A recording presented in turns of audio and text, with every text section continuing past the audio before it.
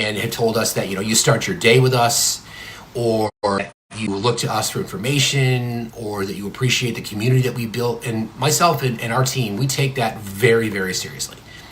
This is not about us.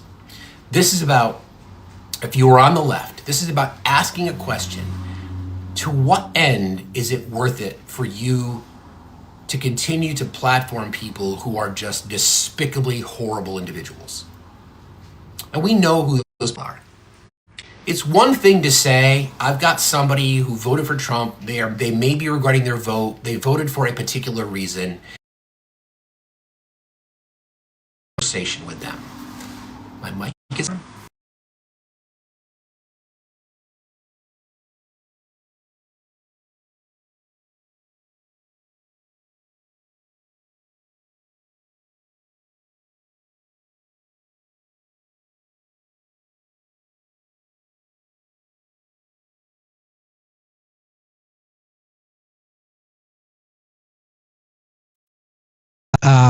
Cool. All right. Let me just kind of start again. I want to make sure people on the left choosing, right, to platform people who are only there to spread their hate. And then the question I ask is, again, to what end? How far are people willing to go for clicks, for clout, for gifts, for, whatever that might be? That's for you to decide, I guess. But we live in a world now where politics, it's not just about politics, it's about cruelty. There are people in our nation that are celebrating communities being harmed. Celebrating women losing their rights, celebrating the members of the LGBTQI community just being erased, celebrating children starving, etc. I don't know what it's going to take to remind people of what's at stake. So I would ask you, if you are a left-leaning creator, what do you want your platform to be? If you just want to have engagement with MAGA and yell and shout at each other, then that's your call. But do you really want to platform people? Do you really want to platform people who are just there to spread their hatred and to use every possible either dog whistle or drop the hard R or whatever it might be? Please do better. Just do better. It's unnecessary. So I'll leave it at that. Great weekend for yours truly. My daughter had prom night on Saturday. That was crazy. In small town Vermont, the high school, everybody has prom. So all 4 grades, 9 through 12, they all prom together. And it was wonderful to see. Celebrated that. And yesterday, my middle kid graduated college. Thank you very much. Thank you. Graduated college. And he is only the second, myself being the first member of my father's side of the family to graduate college. So it was a big deal. And it's funny because his college at his university is the largest. There was 2,400 graduates from this particular college. So they did it at this large event facility, which was not really intimate, or so I thought, but it ended up being great. The weather sucked. We had a party afterwards and it just rained all day, which is all it does these days. It just rained all weekend, but it was great. And I did a video on it yesterday and about how joy is resistance, right? Joy is a form of resistance, and I enjoyed it. It was a great day watching him graduate, and his brother and his sister celebrating his graduation, and cheering everyone on. We have a lot of friends that we all know that my kids grew up with. They also graduated, so it was just a really cool day. So I know it is graduation season, and I know it is prom season, and I know it is end of school season for many of you. Those are moments that we should celebrate, right? Those are moments that we should find joy. Those are moments that no matter what's happening outside the world, because the news will always be there when you get back, just center yourself at that moment to be in that particular space, okay? Just do yourself a favor, do your friends and your family a favor, do your loved ones a favor, and just be there for that. Okay. So I wanted to say that. I want to make sure that everybody understood that. We have our guest before we get into the show today, and we'll bring up our first guest. Andy, good morning. Hey, good morning. How you doing? And first and foremost, I want to say congrats on your kids graduating and your daughter having prom. Thank you. Yeah, and actually, my little cousin graduated recently, so she's now turning 22 this year. And she recently graduated college, and we celebrated over the weekend, so that was nice. And like you said, finding congratulations to you as well. Congratulations to you as well. And, I just really want to reiterate, to everybody in the chat that's listening, just finding joy in those small moments, regardless outside of the world, what's happening outside of the world, it's more important to just find joy in that. But now, you did say something pretty early on, what sort of platform do you want to be as a left-leaning content creator? Now, that being said, because I had a little while ago on a live on here, I was with a friend of mine and we both decided to mutually just share an account with one another that is left-leaning in terms of our politics. Now, that being said, there was an example of what sort of platform that you want to be and not platform people that are just there to spread hate. Are you aware with Good Trouble and Mercedes Chandler? Oh, yeah. That's what I was referring to, actually. Okay, yeah. That's like the sort of the gold standard example. And what Good Trouble's follow-up with that was, kind of really informative and also just sort of the example of like what left-leaning content creators should do. If somebody is there to spread their hate, just stop it dead in its tracks. And that's sort of the example that I would like for my friend's platform and mine to be, just in terms of how to move forward with everything. And I agree. Yeah, but now to the prompt, the walls are crumbling down. I think a lot of people now are starting to wake up to see that there's just not a lot of good things, obviously, with the Trump administration going at it for a second time. And one of the things I was actually arguing about on the other account that I mainly talk about in terms of politics is, what are the facts that are like, sorry, let me start over. I was going back and forth with one MAGA creator saying like, oh yeah, I wasn't making fun of Biden, but I was pointing out the subtle hints he was actually making fun of Biden's cancer diagnosis, which hopefully I'll get into that in a little bit too. Yeah, I got you. Yep. Yeah. But he basically was just saying like, oh yeah, there's this dossier that's supposed to come out on Tuesday, and supposedly like there's this checkmate or something along those lines that, oh, it's weird that the dossier or the book that was talking about the whole cover up of the Biden administration and that being brought out on Tuesday along with this cancer diagnosis, it just seems like weird timing. And I'm like, have you taken the consideration to maybe think, this just happened coincidentally, and maybe he's just letting the American people know that he actually served to let them know about his cancer diagnosis? It's interesting. I don't know if I would go that far necessarily. I hear what you're saying. I think what is interesting. I mean, multiple things can be true. I do think it's obvious that President Biden was handled during the last couple of years of his campaign or of his presidency. And he also is a kind, decent, God-fearing, a country-loving, empathetic human being who's been through nothing but tragedy in his life. And now he's got the fight of his life on his hands. Yeah. And I just find it despicable that some, right-leaning content creators are just saying like, oh yeah, they're just pretending to wish him well. While, you see the bigger name pundits like Charlie Kirk, Laura Loomer, and Don Jr. taking their digs at Biden for this whole cancer diagnosis instead of just wishing him well. But you know what? Their day will come. their day will come. Not in the way, and I don't wish that cancer diagnosis even on my worst of enemies, but I do say every person has their comeuppance if they don't wish somebody who's currently dying well. And I'm speaking. I agree. And I'm speaking as someone who has 2 family members that are currently going through cancer. And this is just something that's, very passionate to me.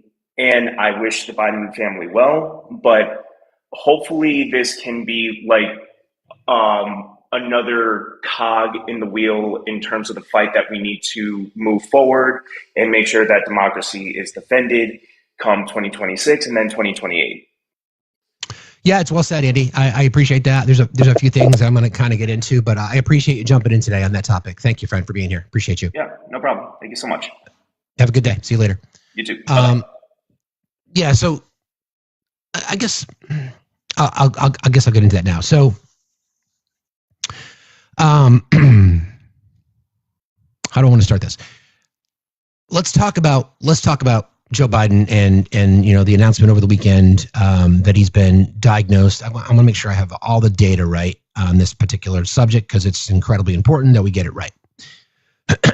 Let me see. Just want to make sure I have it exactly right so I can read the diagnosis correctly and we will address it. Let's see. President Biden, aged 82, has been diagnosed with an aggressive form of prostate cancer that has metastasized to his bones. This diagnosis was confirmed on May 16th following the discovery of a prostate nodule during a routine physical exam prompted by urinary symptoms. Diagnosis details. On the Gleason score, it's a 9, grade group 5, indicating a highly aggressive cancer. It metastasized to his bones, classifying it as stage 4. The cancer is hormone sensitive, which allows for treatment options such as hormone therapy. While metastatic prostate cancer is generally not curable, it is treatable. Hormone therapy can manage the disease effectively, potentially extending survival and improving quality of life. Treatment plans are being reviewed by President Biden and his medical team. He's 82 years old. He's not in peak physical health, so this is not good.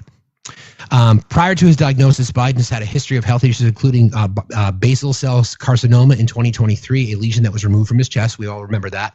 Type of skin cancer is common and typically does not spread.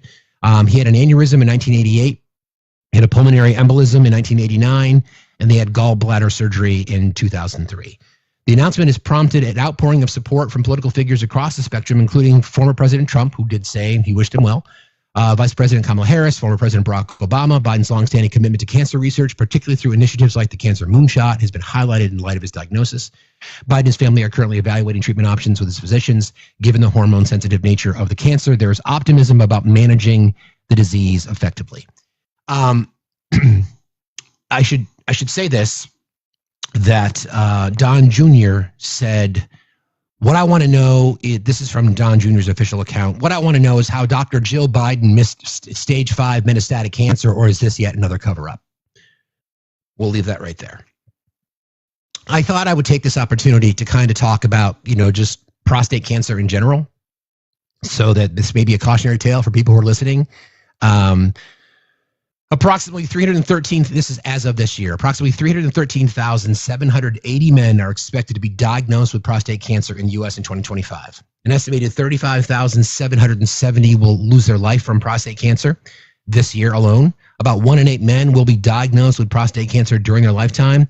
The disease predominantly affects older men, with about 60% of cases diagnosed in men aged 65 or older. African-American men have a higher risk of developing prostate cancer and are more than twice as likely to lose their lives from the disease compared to white men. Having a father or brother with prostate cancer more than doubles a man's risk of developing the disease.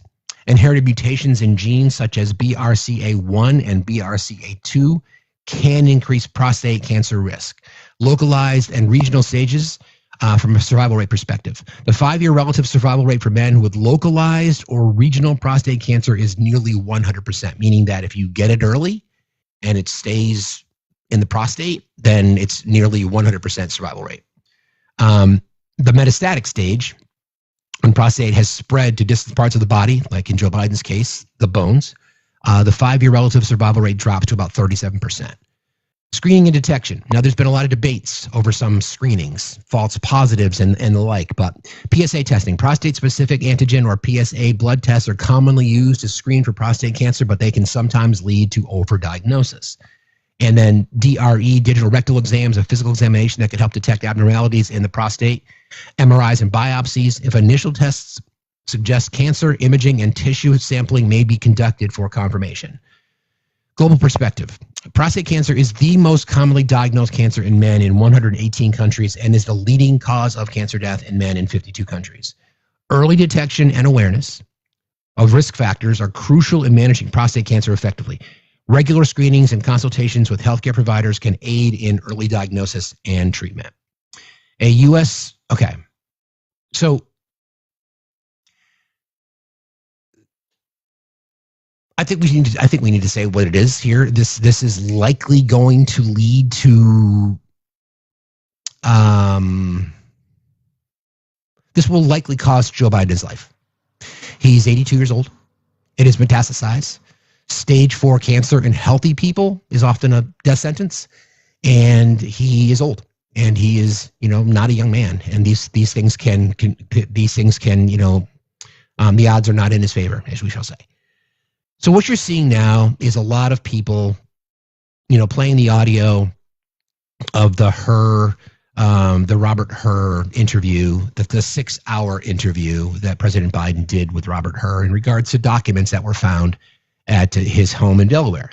And we've read the transcript. We know that the conclusion that was made by Robert Hur was that Joe Biden had a photographic memory. Now, again, I think we can be objective. We can be objective to say that, unlike our current president who will run to a camera wherever there is one, that was not Joe Biden's style. He was let's just get it done. So again, handled, you can call it that. That's a term that's used. Joe Biden, Ronald Reagan was handled. Everybody gets handled, but in different ways. The job of the press team, the communications office within a White House or with any political body, is to put their candidate, their personnel, their staff in the best positions possible. Okay, so the book's going to come out tomorrow. I think it's Jake Tapper's book. They're going to say they're going to expose a cover up. You can do with that information what you will. All right, you can do with that information what you will. Now, again, two things can be true. Was he handled? Sure. I think we can be objective and say that. And we can also say that his administration was one of the most accomplished administrations in modern political history. The things that his administration did and was responsible for benefited the majority of Americans. He survived so much trauma in his life, losing his wife, his daughter, his son, Beau, all kinds of personal tragedies, transformation of his character, changing his views on many, many things, including racial justice, social justice, same-sex marriage, etc., to be an outstanding human being, a caring, compassionate man who loved his family, who loved his country, who wanted the best of others, who wanted the best in and of himself, and thus the country that he represents. Okay? Those things can be true. And I'm really hopeful, although I highly doubt it, because we've already seen trashy people on the right, which goes back to what I was saying earlier about how far do we want to go in regards to the people that we want to platform here. You're going to run your show the way you run your show as a left-leaning creator. If you want to go up there and do the pay for kick, then that's on you. That's not me. But ask yourself, what is it you're doing? Because if you're bringing people up to your space and they're going to mock Joe Biden, or they're going to laugh at him, or they're going to revel in his suffering and his family's suffering, or they're going to use every possible horrible statement about any marginalized group, and you're going to be there until somebody pays to kick, then at the end of the day, are you really any better than them? Because you're platforming that hate and you're allowing people to use your space to do it. Because most of the people that you bring up, in many cases, they don't host lives. They barely have 100 followers. They are there to troll, and you're giving them that space. To what end? Clicks, clout, money, gifts, status? Is it worth it? Is it really, really, really worth it? So I would just ask you, if you want to choose to do this, the question then is why and to what end? Okay.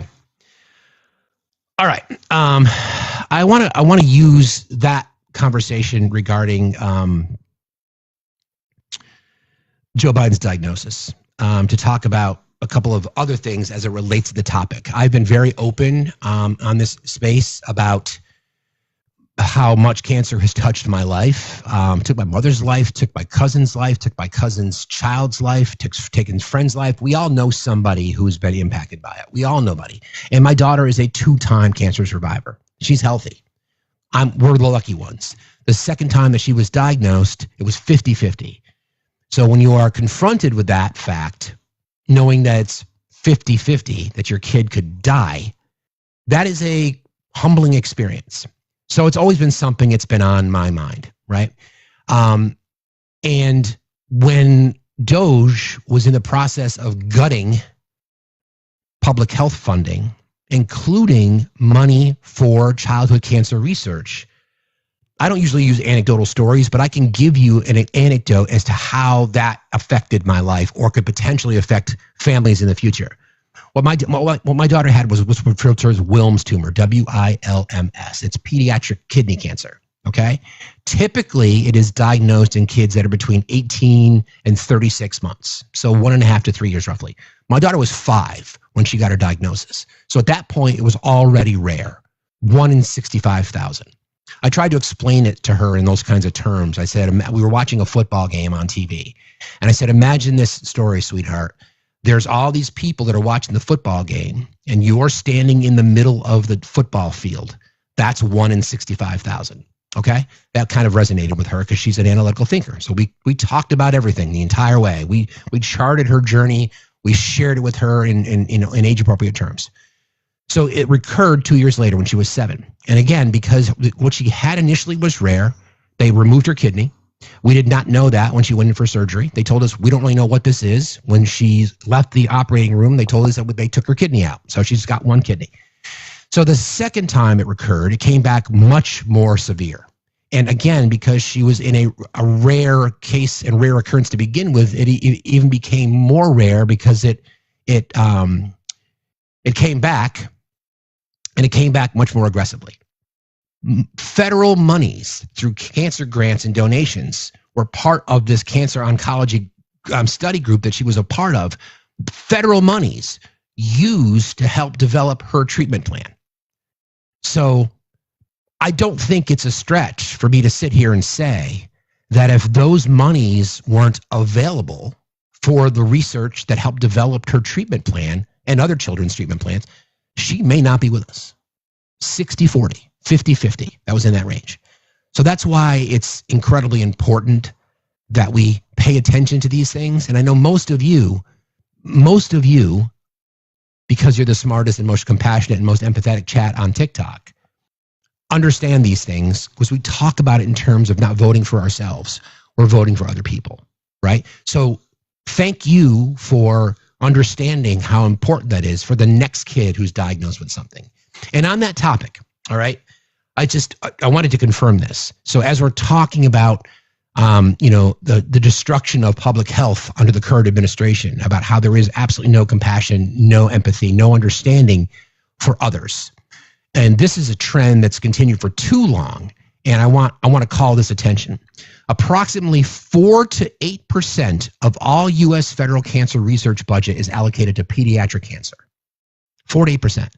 Historically, the National Cancer Institute, NCI, has directed about 4% of its funding to childhood cancers, though some estimates suggest this figure may be closer to 8% when broader definitions and additional funding sources are considered.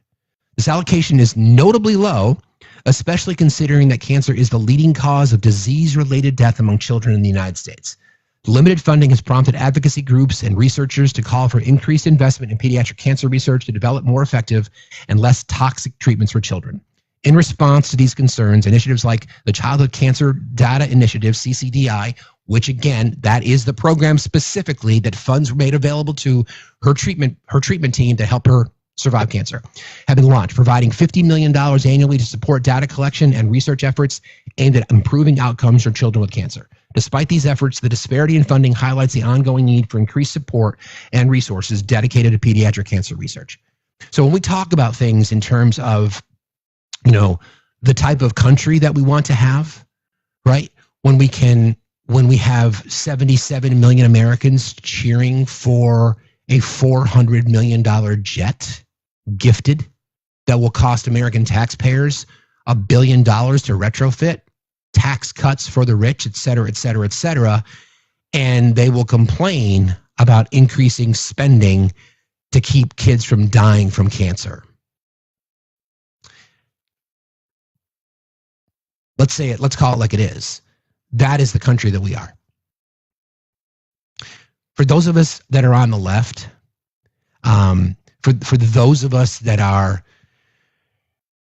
fighting for, scraps at this point, fighting for scraps, fighting for human rights, fighting to keep people, from suffering, fighting to keep kids from starving. It seems talk about it from a dystopian perspective.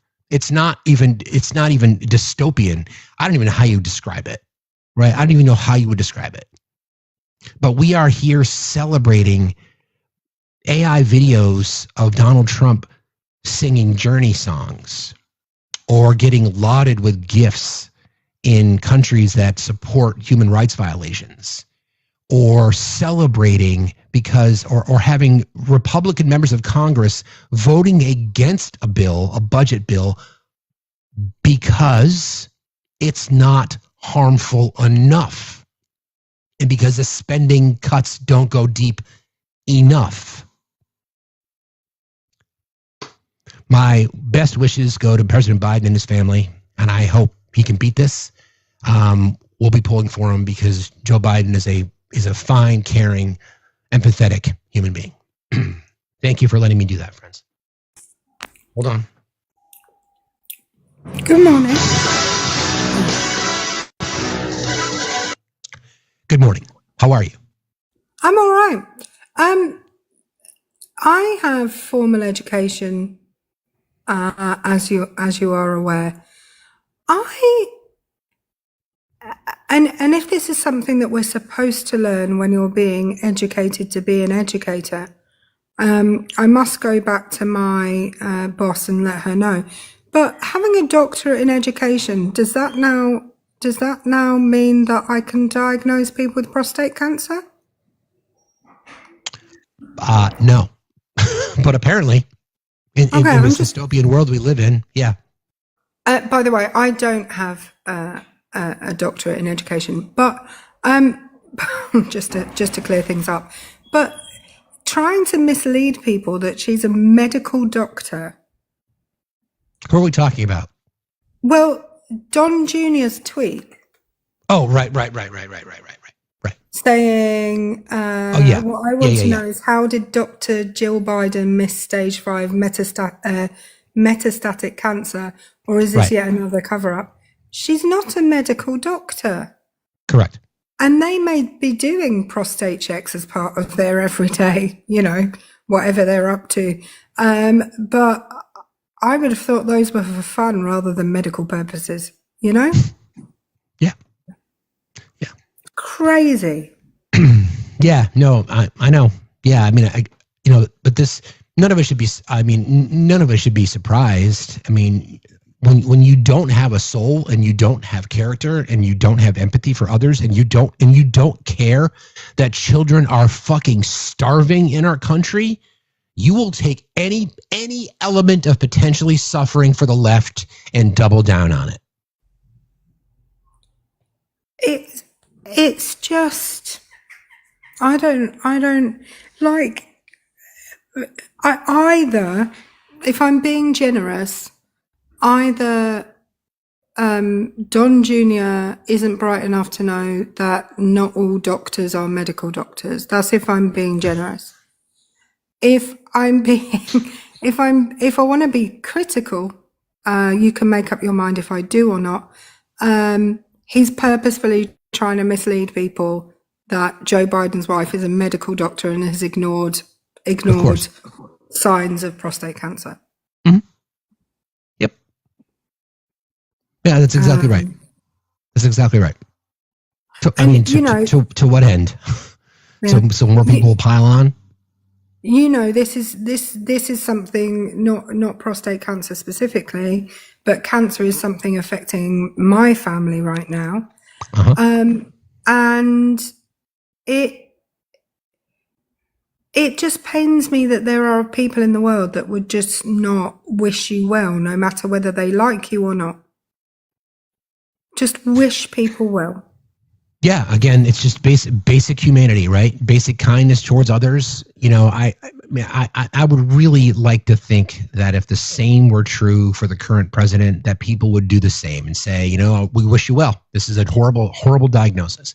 And sadly, there's a lot of people on the left that would be celebrating that too. And my fear is that that's who we have become as a nation. It's not just political; it becomes humanity, basic humanity. So that people are willing to celebrate people's suffering. And I just, I think there's a strong argument to be made that from both sides there is an inability to see the humanity in the other. And I've spoken about this before. The worst things done by humans were done by humans. Humanity, the worst person you can possibly think of, the worst one, is still a human being. Human beings also do awful things to each other. And,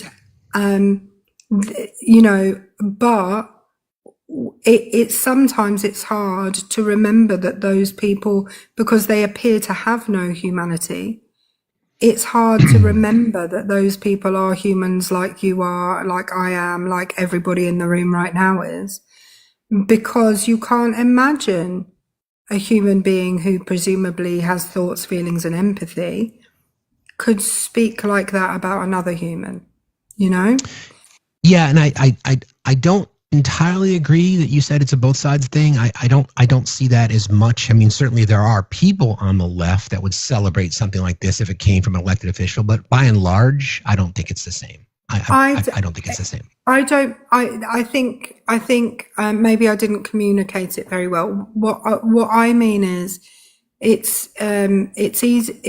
It is too easy to think somebody's a monster, right? And not a human being when they are hateful and disgusting and they hurt other people. It's too easy to say that somebody's evil and therefore dehumanize them. Those people are also human beings because human beings do crappy shit. That's what I'm saying, because I think we all do, and we kind of can't help it. We think people are lesser because they hold certain opinions, but the difference between thinking someone's lesser because of an opinion and thinking who they're lesser because of a characteristic they have is one of those things can be changed and the other one can't. Again, I disagree a little bit, only that because we've seen the actions from certain people on the right that they do not care about others. We've seen that. So again, this goes back to the argument that I was making earlier about why is it on us to reach across the aisle. I'm a person of humanity. I'm a person of empathy. I'm a person of caring and compassion. Now, I would not celebrate someone who I disagree with politically, even if it were Trump coming down with an illness. I would wish him well, and that's about it. I wouldn't celebrate. I wouldn't dance on it. I certainly wouldn't do that. And I would ask people on the left, why? Again, think about this from a humanity perspective. To your point, we are, at the end of the day, we're humans. I think the difference is there are people on the right now that are celebrating Joe Biden getting diagnosed with stage 4 cancer. They're celebrating it. If the situation were reversed and it were Donald Trump, for people on the left, would you be celebrating it or just not mad about it? There's a difference. No, yeah, there's a difference. I agree with you. I think my point was more general than like the exact same situation the other way around. My point was more that we live in a time where it's really easy to dehumanize other people or to think that other people are lesser because they hold opinion. On our side, it's because people hold opinions or partake in actions that we find inhumane, right? Right. Yes, I think somebody said this well. Not celebrating, but indifferent. I think that's a good way to describe it. I would be indifferent towards it. Yeah, exactly. Yeah. Yep. I would be. I would be like, well, he's like an elderly gentleman who hasn't looked after himself. I don't wish that on anyone. But it is what it is. Yes. Whereas Joe Biden's a legitimately good man. Agreed. And thus more of a loss. Agreed. Yep. It's a carrot.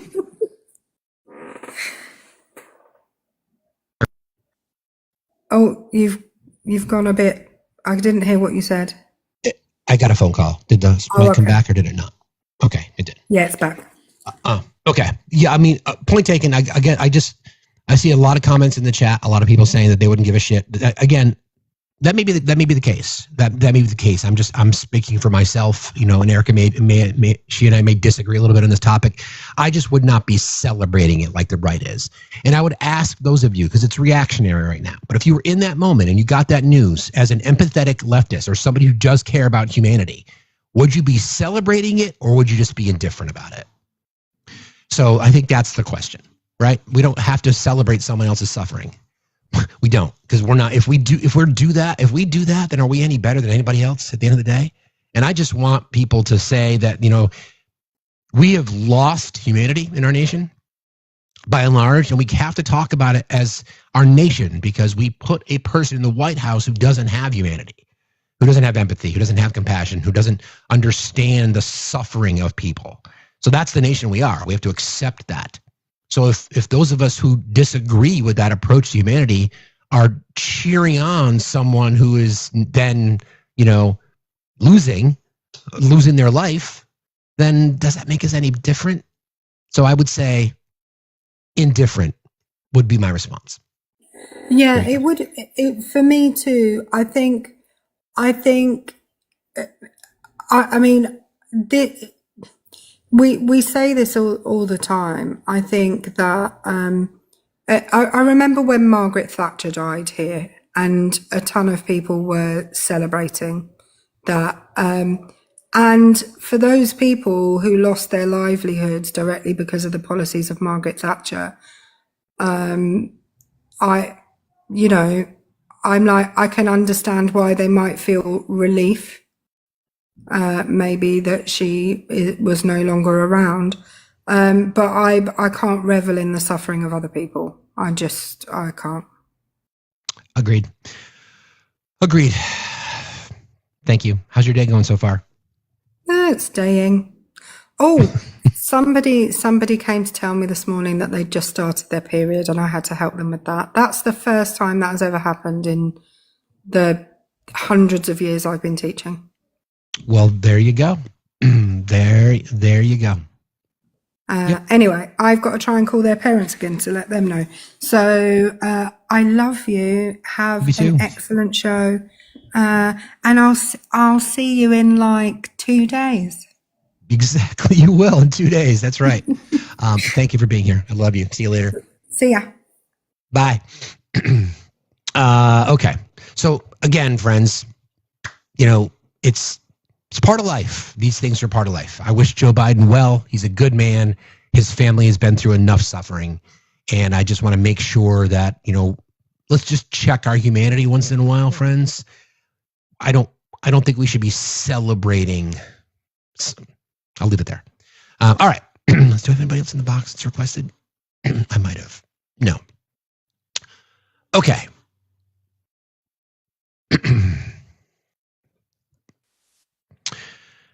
Hello. How are you? Eve. Can you hear me? Hello. Can you hear me You now? keep. I can hear you now. Yes. You keep cutting out. Google not announcement. It's You keep cutting cutting out. out. Oh, let Yep, me that's try better. and this You're better better? right there. Yep. Okay. Well, good morning. Y'all know that Morning. I'm here to remind everybody to please support our fabulous hostess with the mostest. He's our moonlit magic man, making the mundane magnificent masterfully. And he's here every day with that fiery feral fist for freedom, bringing you facts over feelings because facts still matter, baby, and they always will. So, if you have the means, let's help Fax meet his gift goal. We haven't had a sub wave yet this morning, so let's get that going as well. You can find the pay apps in the link tree of his bio, as well as the Fax HQ and Discord link. You can reach the HQ via FactsStillMatter.site. HQ via FactsStillMatter.site.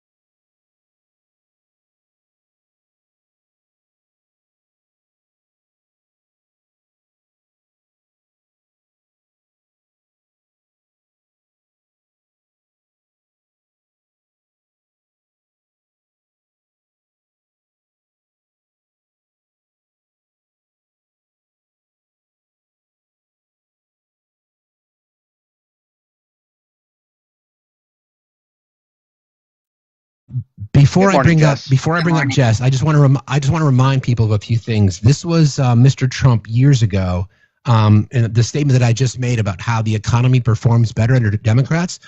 He might have agreed. I've been now around long. I think of myself as a young guy, but I'm not so young anymore. And I've been around for a long time. And it just seems that the economy does better under the Democrats than the Republicans. Now, it shouldn't be that way. What do you know? Good morning, Jess. How are you? How are you? Doing fine, thank you. What's on your mind for this Monday? Oh, Jesus. Well, I mean, you guys are talking about the budget thing, but it's just amazing to me how 5 Republicans were literally, rage baiting and getting clips for their, internet socials to say, we're not voting on this budget because it's going to increase the deficit and we're not going to, burden our grandchildren and children with the deficit of this country. And then they abstain so that it passes by default. Correct. Last night. Like, be so for real. And it's, and I just jumped on a few minutes ago, but I'm sure you talked about the fact that I'm frustrated. I just made a video about this. I'm very frustrated with the lack of civic education in this country. And especially with this bill, and if people actually understood cause and effect and policy and government, they would recognize, sorry, I'm gonna walk outside. My dog's going to go outside. They would recognize that, the 2029 date of the massive cuts to programs that affect the most vulnerable of American citizens was intentional. It is so that the incoming president, whoever that may be, will have to take the hit. Correct. And it'll look like it happened under his watch. That's always the case. It's always like that. Mm-hmm. Meanwhile, we'll experience tax breaks. I'm doing air quotes as I say that aloud.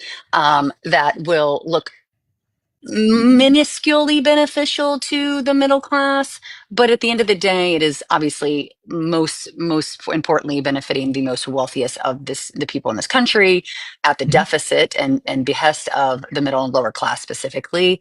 But that is going to scave off them getting annihilated in 2026. I'm not saying that they are not going to feel I'm not saying that we're not going to experience a blue wave, mind you, that we have fair and free elections. But what I am saying is that it is going to be less detrimental than it would have if Chip Roy got his way and the cuts came in and started in 2026.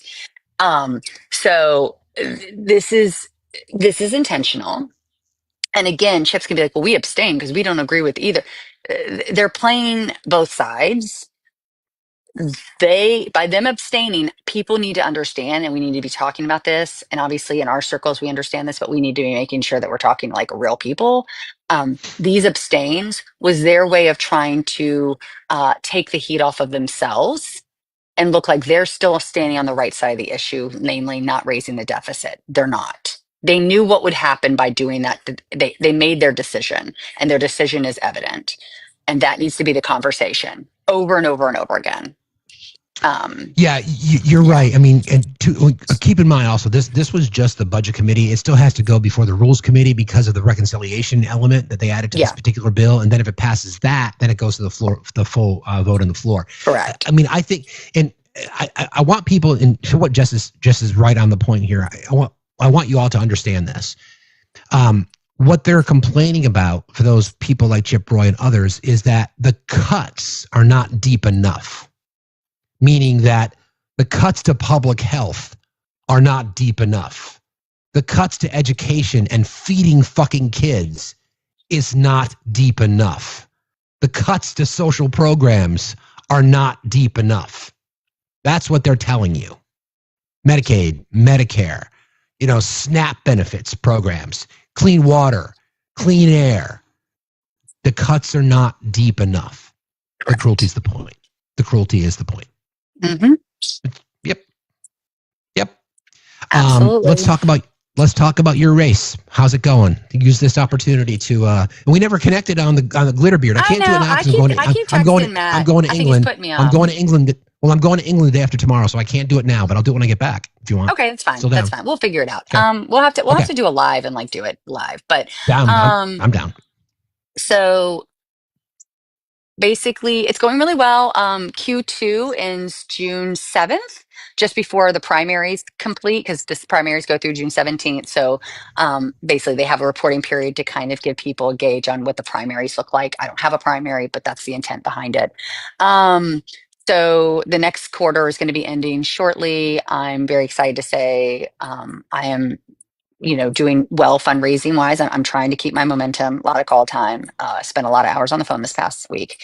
And, but I'm hoping to actually meet what I raised in the first quarter, even though I have 3 less weeks. That is my goal right now.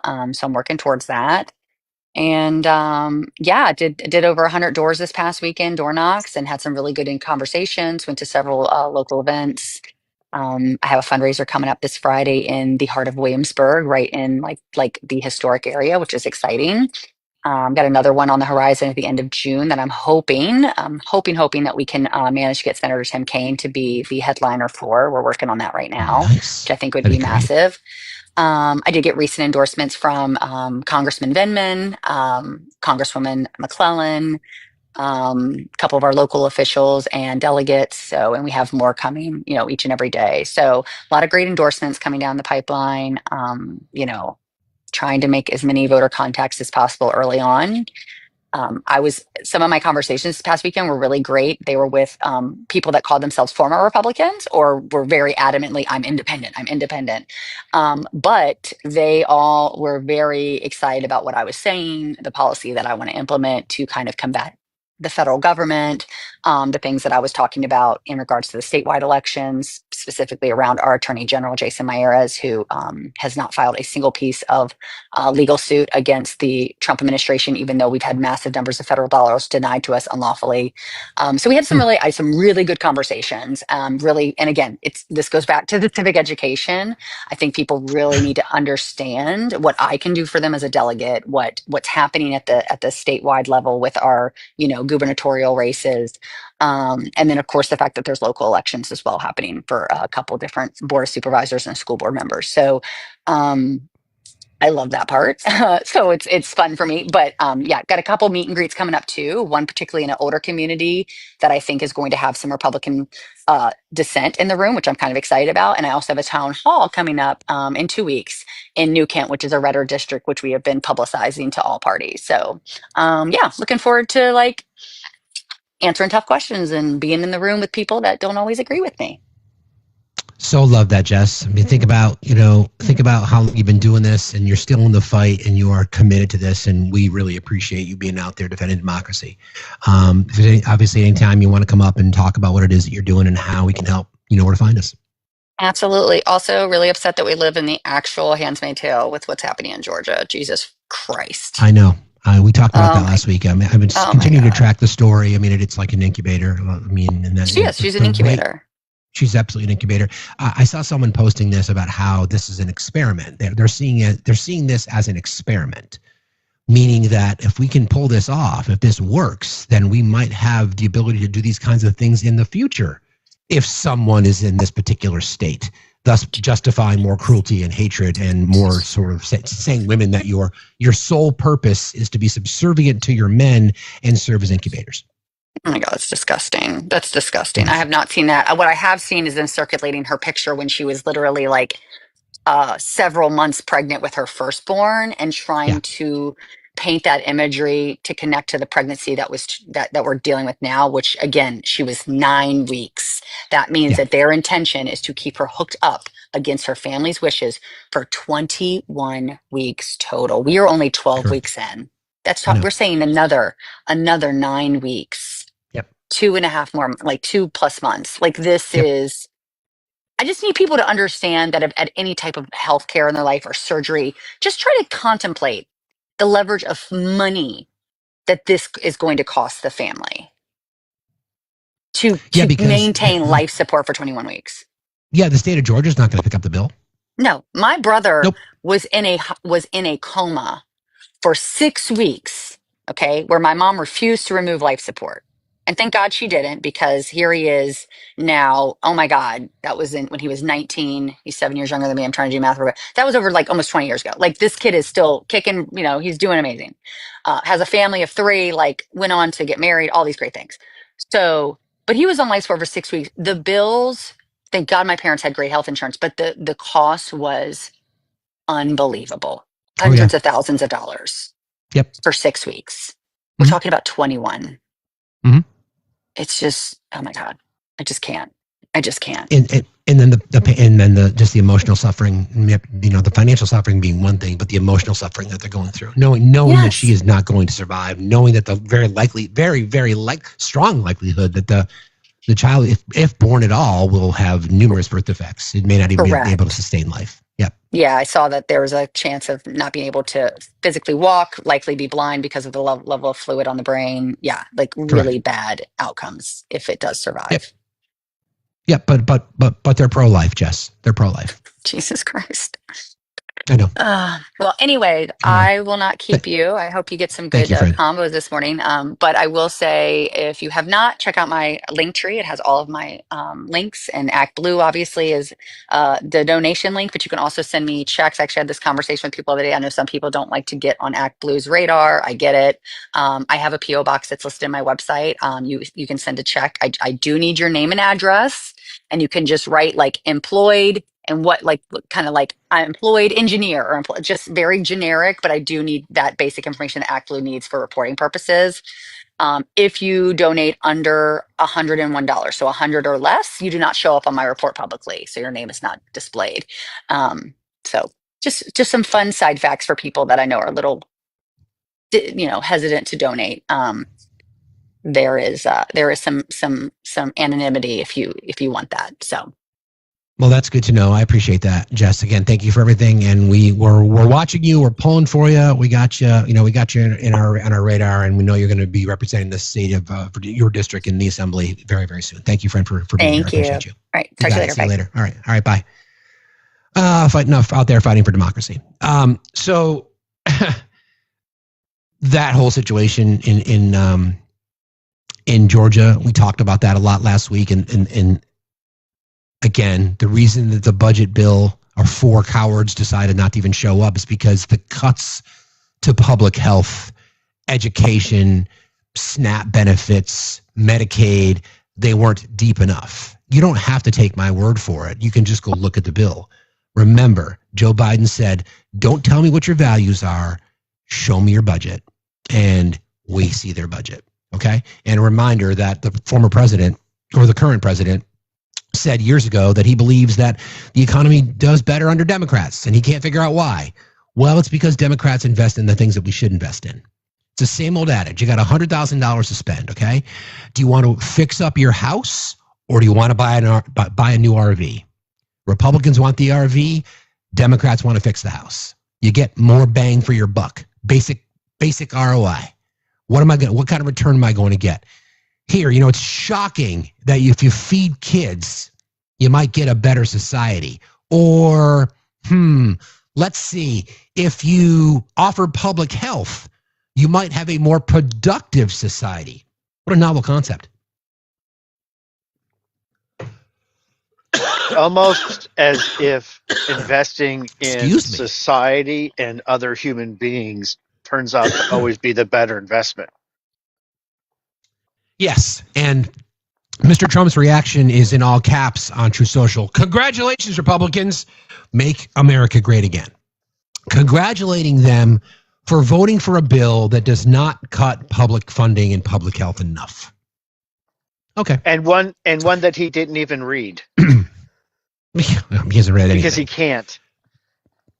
No, he can't. So this is I've got the sound from the right after the vote was, and you can hear some of the elements. So this is, again, not my opinion on what we're hearing here. This is the House Budget Committee approves the GOP spending bill. It's 17-16 to 4 people abstained or voted present, thus didn't vote, which allowed it to pass. So this is some of the sound from right after the tally. Mr. Chair, on the vote, there were 21 ayes and 16 noes. The ayes have it. The motion is agreed to. The committee will now vote to favorably report the One Big Beautiful Bill Act to the House. First of all, it's called the One Big Beautiful Bill Act. That's just disgusting. The gentleman from Virginia. I have a parliamentary inquiry. Go ahead. according to CBO, at least one policy in the bill would reduce participation in SNAP by 3 million people. And we just heard that there had been changes in the bill. Do we have any official estimate from CBO on how either the present bill or whatever the bill is we're actually voting on would increase hunger? How many people would lose their SNAP benefits? I think the gentleman from Virginia, I don't believe it's a parliamentary inquiry. I will tell you this, the bill has not changed. There are no formal or final changes. And we're voting on exactly what we presented. Voting on exactly what you presented, which was 3 million plus people being kicked off SNAP. Okay. Last Friday. So with that, let's continue with the business. Further inquiry? Last inquiry. Okay. I'm going to entertain. Well, do we have any estimates? We never got an estimate of how many children will lose school lunch certification by losing their SNAP benefits. Do we expect that information? Or do we care? We debated this fully, Mr. Scott. We're going to continue with the business at hand. Now, the committee clerk, will you call the roll? Mr. Chairman? So 2 things there, right? No changes, meaning that they are still marching towards kicking children off SNAP when asked specifically how many children, other than the 3 million, listen, we've already debated it. We're not going to talk about this publicly, because if we talked about it publicly, we couldn't hide behind right-wing safe spaces. We'd have to admit that we don't give a flying fuck about whether or not kids eat or not.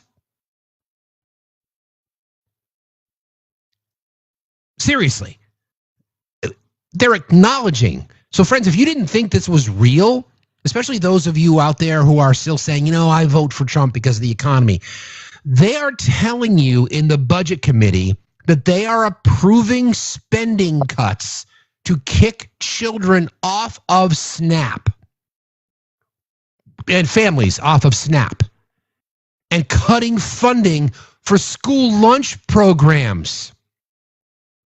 Friends, I know you know this because you're the smartest chat on TikTok. There are millions of Americans who are so food insecure that they families, parents, depend on school breakfast and school lunch for their kids. And oftentimes, those are the only meals they get during the week. And the Republicans, the pro-life crowd, the Christians want to make it even harder for those kids to eat. We're talking about feeding kids.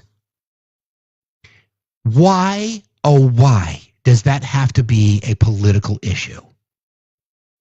We're talking about feeding children. We're talking about kicking people off of Medicaid. They want to use the work requirement as the cover. So are they gonna use like syringes, scalpels, and really go through? Now, listen, I don't think there's any of us who would not support under deciding what the rules are for Medicaid. But when you cover the entire thing, when you're cutting tens of millions of dollars from Medicaid and you're going to use it's work requirements, that means you don't give a fuck. That means anybody, any friendly fire, right?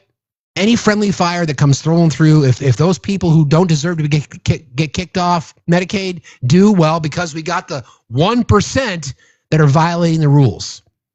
And we're going to justify to the American taxpayer that retrofitting a new 747 luxury liner to the tune of $1 billion+ is totally fine. And we're going to provide corporate tax breaks to the richest among us to the tune of $4 trillion over 10 years, spiking the budget. That is fine, but it's too expensive to feed kids. It's too expensive to fund cancer research. It's too expensive to excuse college debt. And again, we live in capitalism. So, Obi, in capitalism, what is expected and required of consumers to do what? Make purchases. Exactly. So when you give breaks on student loan payments, for example, that puts more money in people's pockets so they can spend it. The rich doesn't spend fucking money, friends. They live off interest. They trade their assets. Yes, they borrow money for free. Exactly. By taking the assets they have and taking loans out against them that do not count as income to further enrich themselves. They never put money back into the economy. And somebody in the comments will say, well, but they create businesses. Yes, and those businesses suck off the corporate tax tit of American benefits while stripping workers' rights, stripping minimum wage requirements, stripping worker safety.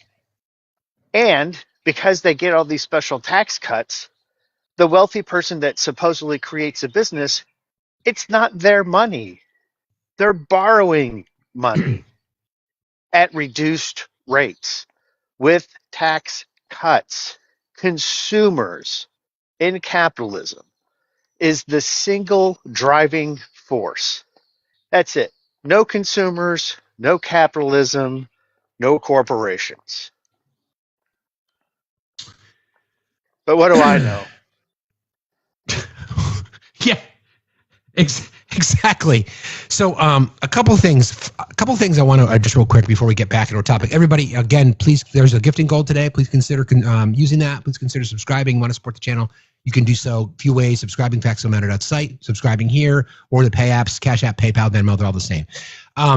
There was this story over the weekend, and you probably know by now that James Comey, former FBI director, the guy that led to this whole thing to begin with, because he introduced the report on Hillary Clinton that went nowhere just weeks prior to the election, but that's a different story. Anyway, he posted an image about 8647, and the right has lost their fucking mind. Oh, he's calling for this and he's calling for that. Well, the internet is forever, because Jack, actually I have a better image of it. Jack Posobiec, who is a hardcore MAGA dipshit, posted this at 11:23 p.m. on January 29th, 2022. This is from his official Truth Social account, 8646. And he's been one that has been doubling down on what he believes 8647 is. Jack, meet the Facts family. 8646, Jack. What did you mean by that exactly, Jack? What did you mean? What did you mean when you said 8646, Jack? Funny. Did you forget that, Jack? Or does it not apply now? Or were you just kidding, and what James Comey has said is serious, and we should take that seriously, Jack? He was just being sarcastic. Come on, you know. That's right. That's exactly right. That's exactly right. So, 86 to hash browns, add a cup of fruit. Yeah, 86 vodka. We're out. Sorry.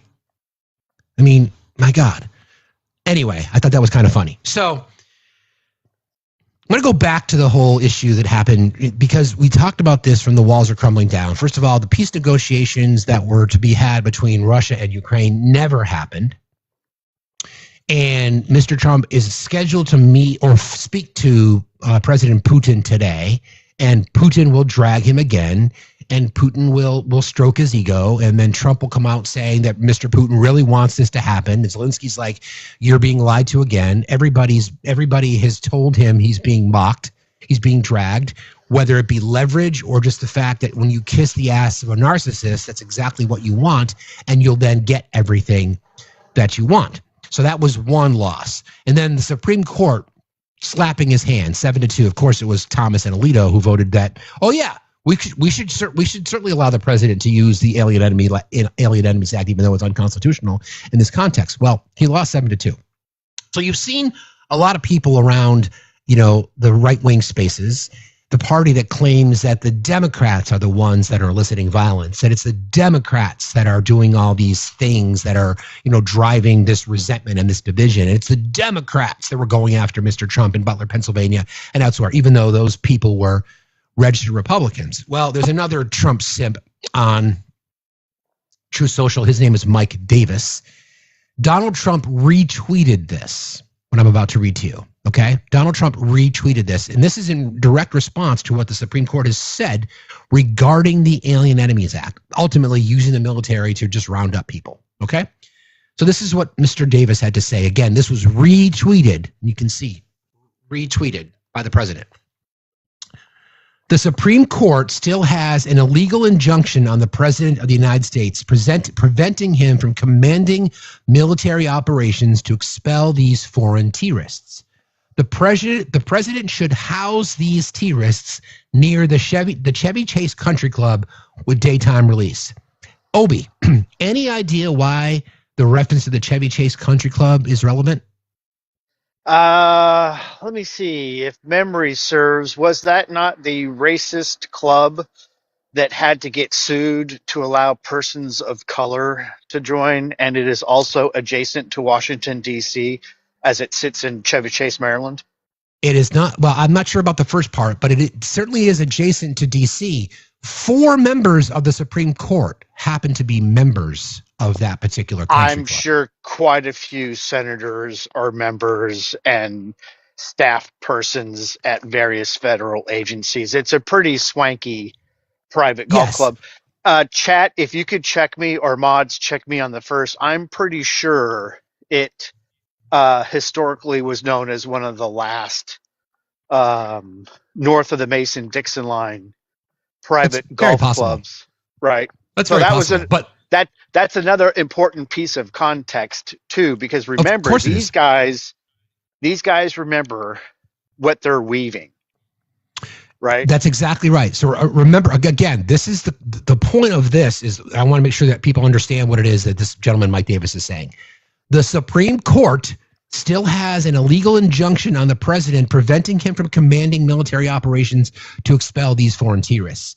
The president should house these terrorists near the Chevy Chase Country Club with daytime release. That was retweeted by the president. Now, why would you pick Chevy Chase Country Club? It's not random. It's certainly not random. There's hundreds of golf courses in and around in the Delmarva, Delaware, Maryland, Virginia area around D.C. This one in particular happens to have the membership of a few members of our current Supreme Court. The same Supreme Court that just ruled against him 7-2 to not use the Alien Enemies Act to illegally deport people. Sounds like a threat to me. I sure think does to me too. Secret Service should be investigating, as opposed to investigating James Comey and a picture of seashells. Yes, exactly. All right, I've got a few more. So this, I want to play some sound from Adam Kinzinger. Adam Kinzinger, again, I won't agree with his politics, but I respect his integrity, which is the whole point of legitimate political discourse. We can look at economic plans, and we can look at, healthcare, and we can look at military budget spending, and we can have heated disagreements, which is what we should all desire and want. I don't agree with his politics, but I appreciate his integrity. Okay? So this is a story that's, again, goes underreported, and we're speaking about specifically as this relates to what we're talking about today, not just the walls crumbling down, but just humanity from the conservative right and Republicans in a particular Trump administration. So especially if you're a parent, I want you to think of something. One of the weapons that Russia uses against Ukraine is actually to steal Ukrainian children and give them to Russian parents, to erase their identity, take them away from their family, and try to demoralize Ukraine. Imagine if that's your kid, by the way, and you have no way to get them. Well, the United States has been helping to track these tens of thousands of kids, and we have a big database. We've used satellite imagery and everything else. Not only have we stopped doing that for whatever reason, but now some believe that actually that entire database has been deleted. So all that work, all that effort for all those poor kids is now gone. Why? Why? Instead, we're focusing on DEI and not actually trying to make a difference. It's nuts. So the story is this. Trump administration, this is from the New York Times, Trump administration ends tracking of kidnapped Ukrainian children in Russia. Democratic and Republican lawmakers sent a letter to Secretary of State Marco Rubio asking whether a database on thousands of children had been deleted. State Department has ended funding for the tracking of tens of thousands of Ukrainian children abducted by Russia, and American officials or contractors might have deleted a database with information on them, according to a letter U.S. lawmakers sent to Marco Rubio last week. The work on the abducted children by the Yale Law School of Public Health Humanitarian Research Lab was frozen when President Trump signed an EO in late January, halting almost foreign aid and spending. This was a USAID budget cut. Since then, Mr. Rubio and an official under him, Pete Morocco, have ended the vast majority of foreign aid contracts, including the one to the Yale lab. The bipartisan congressional letter signed by 17 lawmakers and organized by Rep. Greg Landsman, Democrat of Ohio, said that, quote, the foreign aid freeze has jeopardized and may ultimately eliminate our informational support of Ukraine on this front. The State Department and the Yale Center had been preserving evidence of abducted kids from Ukraine it had identified to be shared with Europol and the government of Ukraine to secure their return, the letter said, according to the copy obtained by the New York Times. Europol is the main law enforcement agency of the European Union. The letter was also addressed to Scott Bessent, the Treasury Secretary. We have, quote, we have reason to believe that the data from the repository has been permanently deleted. If true, this would have devastating consequences. Can you please update us as to the status? A person familiar with the Yale Center's work said the details in the letter were accurate. The Yale Lab was one of several recipients of $26 million in congressional funding. Again, $26 million over 3 years. $9 million a year to have a database so that we could track kids that were stolen by the Russian army, Ukrainian children abducted, to have their identities and their histories erased. $26 million, $9 million a year. We're giving out tax cuts for billionaires, and we're going to ask taxpayers to spend $100 billion to refurbish a plane. Okay. The lab was one of several recipients of $26 million in congressional funding over 3 years to the State Department to track war crimes committed by Russian forces in Ukraine. That work began in 2022 under a program called the Conflict Observatory, which also documented the atrocities in Sudan. Pages on the Conflict Observatory have been removed from the State Department website under Mr. Rubio, though its findings have been saved somewhere else online, yet to be determined. The department said in a statement after this article was published on Tuesday that it had ended the Yale Lab's award for work with the Conflict Observatory and that it did not hold data for the observatory. It referred questions to a nonprofit contractor that owns the platform where the data resides. Again, just data, all right? We have reporting. We've got no response from the State Department. Why? Adam Kinzinger asked the right question. Why? Why would you do that? Why would you do that? They will sell this. This is when we talk about how the danger of messaging, right? Being sold to the American people. First of all, the promise of $2 trillion in cuts is now down to like $75 billion from Elon Musk. And this was an element of USAID, which was cut. And reminder, USAID was investigating Elon Musk for improper use of funds allocated to him when it came to Starlink in Ukraine. And then all of a sudden, he's given the power to cut these government agencies, and just a coincidence that USAID was one. USAID allocates $26 million over 3 years to keep track of children that are stolen by the Russian army. Nothing to see here, though. The party of children. Again, I ask, why would you platform people who support this bullshit? Why would you? Why would you let them in your space? Why would you give them oxygen? Let them buy their followers like most of them do. Little tip. If you see some of these larger right-wing creators, look at their following list, and you'll see that they're mostly bots or purchased. They don't have content. They don't have real followers. It's a little tip. And then you're going to platform them. Why? Well, they are YT kids, though. They're Ukrainian. They're European. They're Eastern European kids. They are YT kids. It's because they don't give a fuck about children, and because grifting. It's a favor to Russia. Yep. Yeah. Let's talk about the grifting. Yeah. Right? Yeah, exactly. It's always about performative.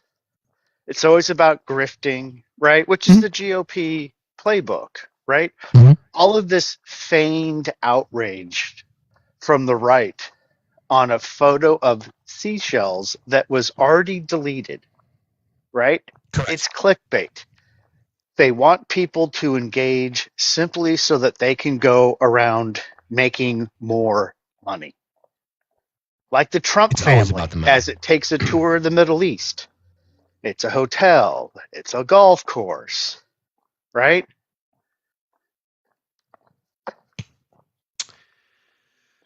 Yeah. Since we're talking about the pettiness that is the Trump administration, I want to address this because I think it's hold on. Where's it? I can summarize. We know that. Well, no, I want to read the tweet because I think it's important. Hold on. Okay. Well, this speaks to what we were just discussing. And remember how we talked about when Trump puts things in all caps? He does it because he wants to get your attention. So that's in all caps, obviously. All right, here we go. I will be speaking by telephone to President Vladimir Putin of Russia today at 10 a.m. The subjects of the call will be stopping the bloodbath that is unaliving on average more than 5,000 Russian and Ukrainian soldiers a week and trade. I will then be speaking to President Zelensky of Ukraine and then with President Zelensky, various members of NATO. Hopefully, it will be a productive day. A ceasefire will take place, and this very violent war, a war that should never have happened and wouldn't have happened if I was the president, will end. God bless us all. It's always Putin first. Have you noticed, though? It's always Putin first. It's always, I'm going to find out what Putin wants, and then I'll let Zelensky know. Another reminder, ladies and gentlemen, a promise made on the campaign trail that I will end this war in 24 hours of being elected, not inaugurated. The ceasefire that Vladimir Putin has broken at least, going back to 2014, 7 to 10 times. Zelensky has told the world that you can't trust this guy. He's not going to honor the ceasefire. Nope. So we have a little bit of sound to play on that topic. This was a simple question that the reporter asked him. And I'm glad the reporters are asking much more, I'm not going to say riveting questions, but at least it's a question. Do you think Russia's playing you? No, nobody's playing me. I'm trying to help. If for some reason one of the two parties makes it very difficult, we're just going to say you're foolish, you're fools, you're horrible people, and we're going to just take a pass. But hopefully we won't have to do that. We want to see it end. One more time. Do you think Russia's playing you? No, nobody's playing me. I'm trying to help. If for some reason one of the two parties makes it very difficult, we're just going to say you're foolish. If one of the parties makes it difficult, so the only party so far that has made it difficult has been the handler for Agent Krasnov. In case you didn't know, that would be Putin. Zelensky has been telling him all along, telling the world, you cannot trust this guy. Why do you think you could suddenly trust him? Even if he comes back after the meeting today and said they've agreed to a ceasefire, believe it when we see it. So yeah, that's happening today. Nice. Okay. When Jess was up early, everybody keep tapping. We'll wait 128 guys, tapping, clapping, sharing, caring. And also, by the way, there's a gifting goal. Don't forget about that. And please consider subscribing as we're marching towards 200 subscribers. As Jess was up earlier, we're talking about basic civics education. So there was an underreported story last week of the librarian from the Library of Congress being let go. Black woman, by the way, in case you didn't know, and how the press office in the White House has spun this, and this is a new level of spin, even from KK Caroline. So Jen Psaki did a really good breakdown of this, and I thought I would play it for you. Hold on. Stand by. There were quite concerning things that she hired the Librarian of Congress. Why did he choose to do that? We felt she did not fit the needs of the American people. There were quite concerning things that she had done at the Library of Congress in the pursuit of DEI and putting inappropriate books in the library for children. Putting inappropriate books in the Library of Congress for children. Now, if that were the case, right, then we could have an objective conversation. But here's the thing about the Library of Congress. So that was the answer that the White House gave last week when a reporter asked why Trump had fired Carla Hayden, the long-serving Librarian of Congress. Now, despite what her answer seems to suggest, the Library of Congress is not a lending library. Nope. While it holds tens of millions of publications and manuscripts, presidential papers, and other material, it doesn't loan books out to children. And if Caroline Leavitt really doesn't understand why the Library of Congress holds books she doesn't like, here is a quick civic education film to bring her up to speed, courtesy, of course, of the U.S. government. Have you ever heard of the Library of Congress, Tim? It's the most important library in the country. And one of the things it does nowadays is keep records and proofs of all the copyrights that are issued by the United States. 2 copies of almost every book that is published are sent to the library at Washington. That's right. The Copyright Office is part of the Library of Congress, so it has a whole lot of books, including ones the Trump administration may not like. That's part of its purpose. It also houses the Congressional Research Service, an agency that works exclusively for Congress to provide confidential policy and legal analysis to lawmakers regardless of party. That's why it was pretty notable that Trump named his former personal attorney and current Deputy Attorney General Todd Blanche as the acting Librarian of Congress. The fact that Trump is trying to install an executive branch official to lead a legislative agency is incredibly concerning, especially given the privileged information that the Library of Congress holds. So it sure seems like Trump's attempt to take over the Library of Congress is about perhaps a lot more than just books he doesn't like, I think. The president fired the librarian. Friends, do you know what also exists in the Library of Congress? Every single record connected to the January 6th investigation. Thank you, Leanne. Appreciate you. Wow, that was cool. Thank you so much. Every single one. Every element. So again, sadly, because that case never got to court, the Mar-a-Lago indictment, but everything that's been entered into the record, any congressional note, any message. By the way, when Jasmine Crockett referred to and made the statement that Donald Trump's a pussy ass bitch on the floor of the House, that's in the archives in the Library of Congress. So why would Todd Blanche, Donald Trump's attorney, why would he want to have his handpicked guy in charge of the Library of Congress? I wonder. It's very weird that you would have, it's almost like you'd be afraid of something. Strange. Very strange.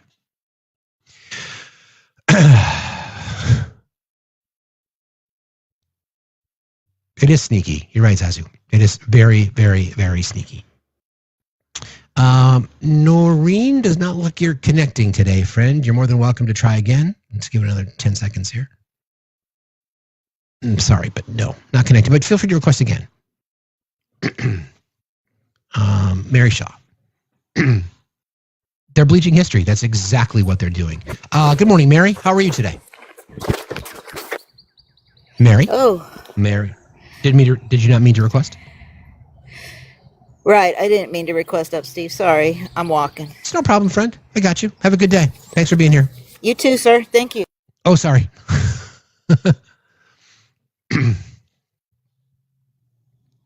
Everyone tapping and clapping and sharing. Annalie, how are you this morning? Okay. I just wanted to give a little bit of information. I'm handicapped and disabled, I'm on Medicare. I have Medicare as my insurance. There's so much emphasis put on this waste, fraud, and abuse, and how people who have Medicare are responsible for it. I've got an explanation of benefits because I had to have surgery earlier this year, and I went to the emergency room before that. And I had previously had a hysterectomy years ago. I think it was in 2009. And the hospital decided to do a pregnancy test on me before they would do anything. So I think maybe they're looking in the wrong place for waste, fraud, and abuse. It's not us, the people who have Medicare. It is, to me, it seems to be the medical field. Well, I mean, we've had that conversation before about how, in our system, in most places around the world who have access to universal health care, there's the patient and there's the doctor, and there's not much in between. In our country, we've got the patient, in this case you, we've got the physician over here, and then we've got everybody else in between. Right. Everybody else. Everybody trying to get a little slice of the pie. A multi-trillion-dollar industry. That is a $1 trillion profitable industry. And we have kids in our country that are starving. Yeah. And we have people like you that are going through your health issues, and we've got people that are being kicked off Medicaid and Medicare. Make it make sense. Right. My granddaughter is on well, we live in Tennessee. They call it TennCare. She's on Medicare. She is epileptic. If she loses her insurance, we're in big trouble. We're in big trouble because we can't afford the medication. She lives with us. We can't afford the medication to keep her from having multiple seizures and being controlled by the epilepsy. So, somebody put in the comments, yeah, I had a complete hysterectomy, and so I didn't have an ectopic pregnancy. That's not what this was. There was no reason to perform a pregnancy test on me. But my granddaughter, she's 4 years old. You can keep telling your story. I'll be right back. Obi will help. Sure. I'll be right back. Sorry. Sure.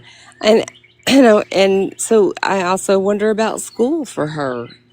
What are we going to do about school? They're cutting out programs that would help her in school. She's going to need a teacher's aide that has to be with her at all times.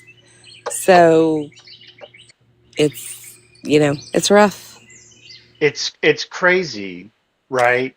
That the party that continues to claim that they're pro-life, yet despite people's health issues that are of no fault of their own, right? Things that people are born with. Right. They don't want to address that life. Right. Exactly. It's almost as if there's some kind of a rating chart for which life is important.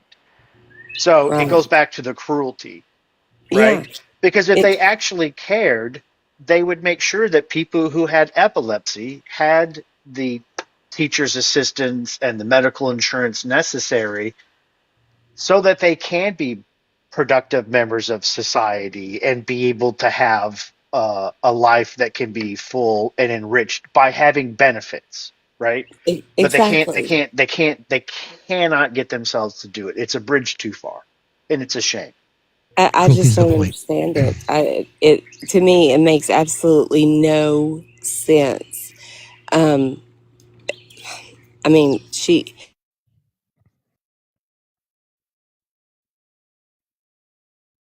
Where'd you go? this has been a lifelong thing for her.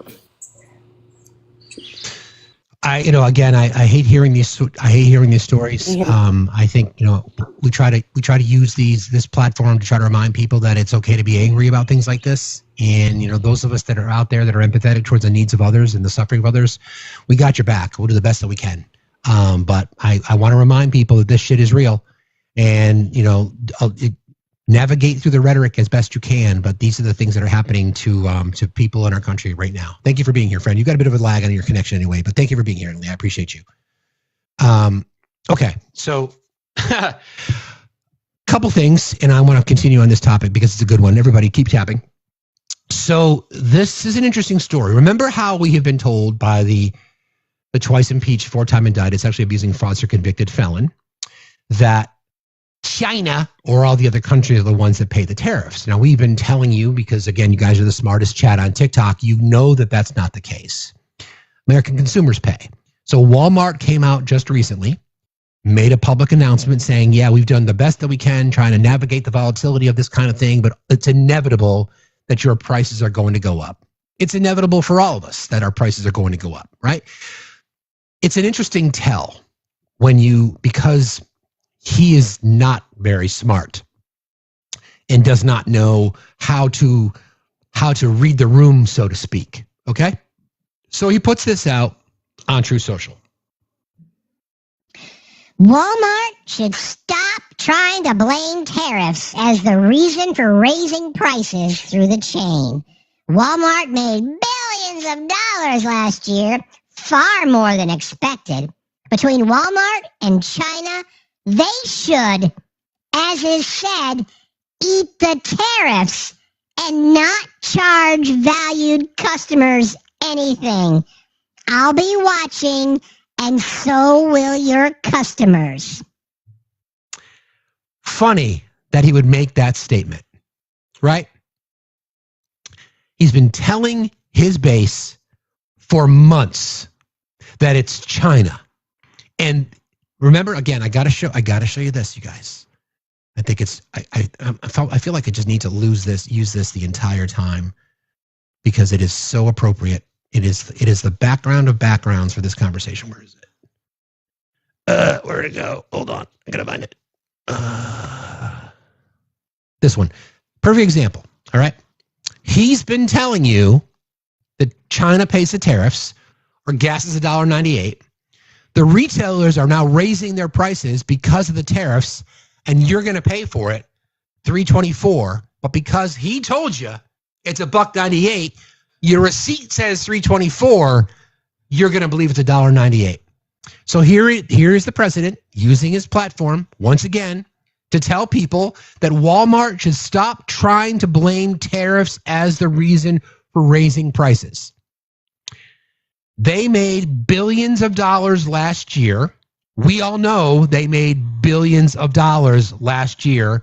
Between Walmart and China, they should, as is said, eat the tariffs, meaning that what, friends? What does that mean? They should eat the tariffs, meaning that the tariffs are going to be paid by the American consumer, and they should not charge their customers anything. Thank you for telling on yourself there, Donnie. Thank you very much. Really, really appreciate that. You are so kind to let us know. Unbelievable. It's unreal how stupid he is. Vivid, how are you this morning? Good morning. Can you hear me okay? Yes, I can. What's on your mind? A long-time listener lurker. I just wanted to stop by and say I'm a family physician in Arizona, and I've been practicing for 25 years. And the comments that were made about pregnancy tests and surgeries, unfortunately, this has been going on for a very, very long time for other reasons, meaning in order to cover a certain surgery, you said it, there are so many things we need to check on a chart that have nothing to do with caring for the patient, and so many things that are directed by that. And occasionally it's simply a box, and if a certain age, they're not doing pregnancy tests typically on a 97-year-old. But there's also, you can't count on the fact that the surgeon who did the surgery got the whole ovary. God forbid, the hysterectomy could have had its best intention, and occasionally, a pregnancy can occur, a non-pregnancy, but you know what I mean. I'm not gonna an ectopic, so to speak. Sure. Other times there are tumors that secrete HCG, which is the pregnancy test. So there are certain reasons. The sad part is that I didn't catch where she lives, but I thought she said maybe Tennessee. I just wanted to pipe in that those extra steps are possibly also in place for really sad reasons that we don't, you can speak far better than I ever could on. It's a crying shame. Family docs are leaving their practice. Primary care is an almost extinct species. I was in solo primary care, small group primary care that made it all the way through many changes, and these changes insurances were making practicing healthcare really frustrating for a really long time. But I lost my private practice of 25 years a couple of years ago after holding on to it far longer than I should have. And I now work for one of the reservations here. And that is guided. There are even more regulations and because we're answering to the ultimate insurance companies. However, at least it's all the same. And there are resources that are actually being put to use. So it's sick that you could know your doctor for 25 years. You could walk in the room. Kids I examined at 3 days old have gone to college now. All kinds of stuff. So it's really unfortunate. Medical care is crumbling in our country, crumbling. And we could talk about that all day, but we've always in the trenches, and it rolls downhill to the primary care, been really frustrated and overwhelmed and working way harder. And my simple brain thinks, well, medical care patients have never been more unhappy with it. They've never paid more for it. Doctors have never been more unhappy practicing and have never made less. And so that math only maths one way. And I don't have an answer, so I don't like to talk about the subject. However, it's becoming more and more important. Arizona was one of the states that on the immediate day after Roe v. Wade, all discussion, everything screeched to a halt. My daughter, who's now 24, called me and said, please don't ask who, but can you give me the names of some OBGYNs that will do a tubal ligation on a 23-year-old who has not had children? And because that sometimes it's not like you can pull up to McDonald's and place your order, although it's been getting closer and closer to that for a long time. Sure. So there were 31 women scheduled at the Phoenix Planned Parenthood facility for terminations, abortions. And on that morning that had to be canceled, those are 31 women that found out they were pregnant. And we had tight laws and very few practitioners who performed, as you can imagine, being in Arizona. But right.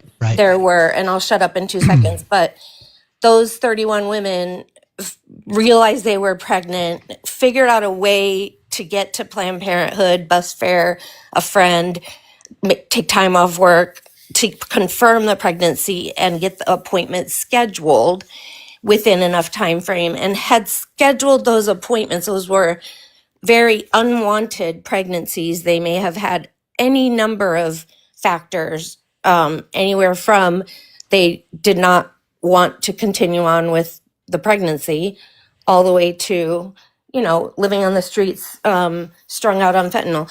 Those were forced to not happen on that day. And that's just the women who had gone through that process. That's 31 potential fetal alcohol syndrome or any number of children who will grow up with the formula shortage and without Head Start and without food. And this was before this all, the writing was on the wall, but this is not, I just couldn't stop thinking about the 31 I knew of. Yeah. Up the street. I appreciate that. I mean, I think it just speaks to the larger issue that you spoke about how just public health in our country is just under assault. It's gone. It's gone. My daughter, for no other reason than cruelty. For no other reason. My daughter than cruelty. works. My daughter got her master's in public health, and she's just a fresh graduate.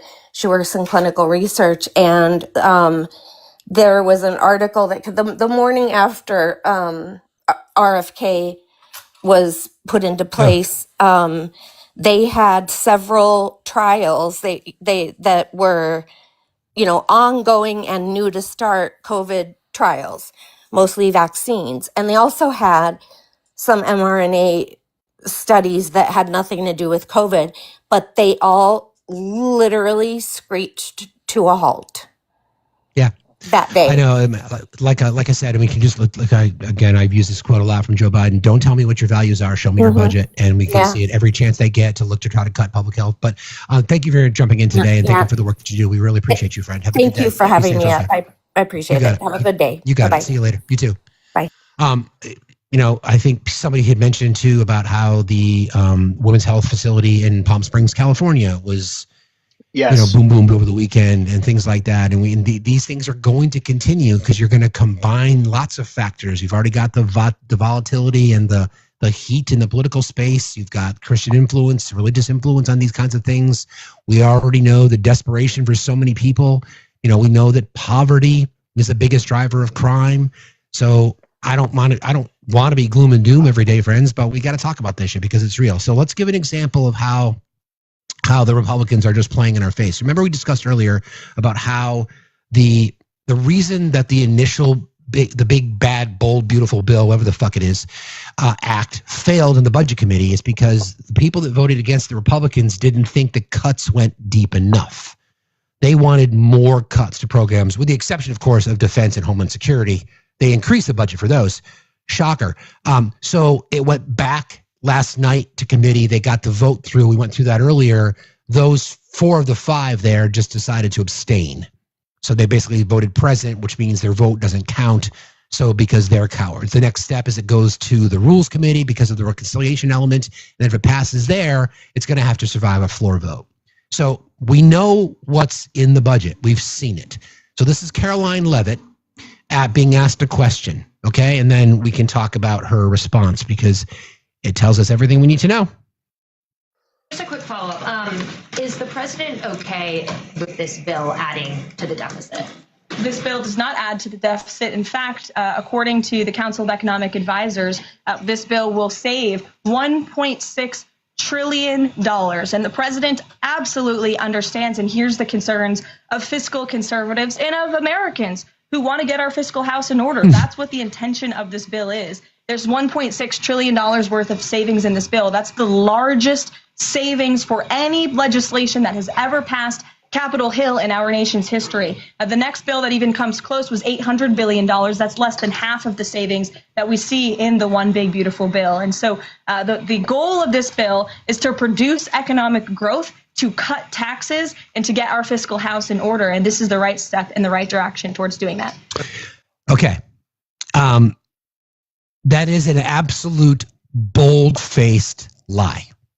Yep. We've talked about this before in this space. Like if you're sitting across the table from your Trump-loving peepaw, and you have Caroline Leavitt saying this is going to cut the deficit, and then we have the data from the economic experts that their analysis says this bill will add $5.7 trillion to the national debt over the next decade. How do you break the tie? You look at the fucking bill.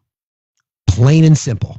Critics argue the bill disproportionately benefits the wealthy, with those earning over $1 million annually receive an average tax cut of $81,000 compared to $263 for individuals earning under $50,000. We know the tax breaks are permanent for the rich, and they sunset in 3 to 4 years for regular day, everyday Americans. We've got the list. We've got the budget. Here's the breakdown. I can do it for you. It's really simple. Child tax credit increases the credit from $2,000 to $2,500 per year, but it ends in 2028. Pass-through businesses raises the deduction for qualified business income from 20% to 23%, but it ends in 3 years. MAGA accounts establishes federally funded savings accounts with $1,000 deposits for children born between 2025 and 2028.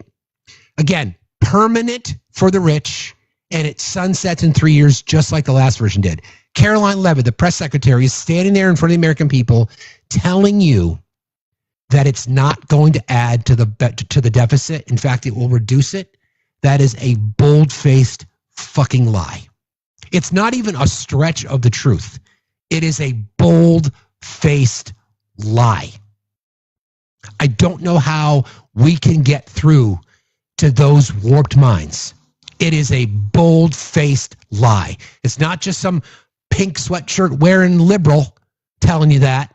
It's not some old commie in his motorcycle vest telling you that. It is the fucking bill. Don't tell me what your values are. Show me your budget. The press secretary of the United States is standing there lying to the American people. It's a good question, Amanda. Does she have her cross on? Let's look. No, she does not have her cross on. Here's the question again, just for posterity purposes. Just a quick follow-up. Is the president okay with this bill adding to the deficit? This bill does not add to the deficit. It is a flat-out lie. There's no other way to dissect it. It is a flat-out lie. A lie.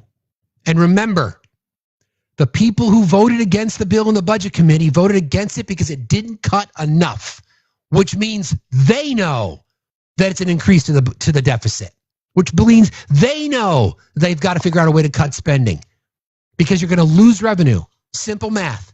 You cut taxes for the rich, you remove revenue to the tune of nearly $5 trillion. Republican politics are, if you want to reduce the deficit, okay, if you're going to cut taxes, then you have to cut spending. But they cut taxes and increase spending, which is why the deficit goes up. She is lying to you. She's flat out lying to you. Like I said, it's not even a stretch of the truth. It's not even like, yeah. It's a lie. It's a fucking lie. And kids are starving. Families are losing their health insurance. People are going to lose their lives because they don't have health insurance and they're not going to go to a doctor to get treated because they're worried about handing the debt off to their families. And the press secretary of the United States is lying to you. And the right will find, they'll use something. They will use the audio of her interview to say, oh, Biden's corrupt. What about Biden? Exactly, Kipper. She's lying to you. She's flat out lying. She's looking you in the eyes and she's lying to you. And people will believe it. And she will do the rounds on right-wing media. She'll be on Fox. She'll be on Newsmax. She'll talk about it. And then they won't push back. They will allow her to answer whatever questions they want or answer whatever questions they ask. And that's it. And the story will go away. It's a bold-faced lie. It's a bold-faced fucking lie. I despise that person. I can't stand her. And I was thinking about this. I'm trying to look at, you guys know me. I try to think about these things objectively. What an opportunity that she has, right? What an opportunity to be a role model for young women who want to go into politics. She's 27 years old. She's not dumb. She's not stupid. What an amazing opportunity she would have. She could stand there and she could be ethical. She could be honest. She could be a role model. Instead, she will be a role model to the next generation of Christian women who believe that they are to be subservient to their men, to be handmaids, to be incubators. What a missed opportunity. Seriously. You can say that about any woman elected in a Republican in Congress or in the administration. What a golden opportunity to be a positive role model. Instead, I've got the data in front of me. I know the budget is going to increase by conservative estimates, $5.7 trillion, but I'm going to tell our gullible, smooth brain base, because they're too fucking stupid to know better, that we're going to cut the deficit. Meanwhile, the vote is happening. The vote is literally happening, and Republicans thinking, yeah, you got to cut more. Come on. God damn, people are so stupid. Drives me crazy. I hate ignorance. I really do. Trust Baby Boomer, how are you today? I'm doing well. How are you? Fine, thank you. What's on your mind? Well, I was wondering if you heard the interview or the quick hallway interview in the House with Mike Johnson when he was asked about his opinion on the various Trump grifts, whether it's a free airplane from Qatar or if it's his cryptocurrency, his meme coin, or his pay-to-play schemes. And Mike Johnson was very... And the other question got dovetailed off of that was, you called the Biden family a crime family, but you've made no comments about this. Mike Johnson's reply was, well, the Biden family is a crime family because they did everything behind the curtain. The Trump family's doing everything out in the open. Yeah, we talked about that last week. Okay, I'm sorry. Yeah. Sorry to bring up No, old that's news. okay.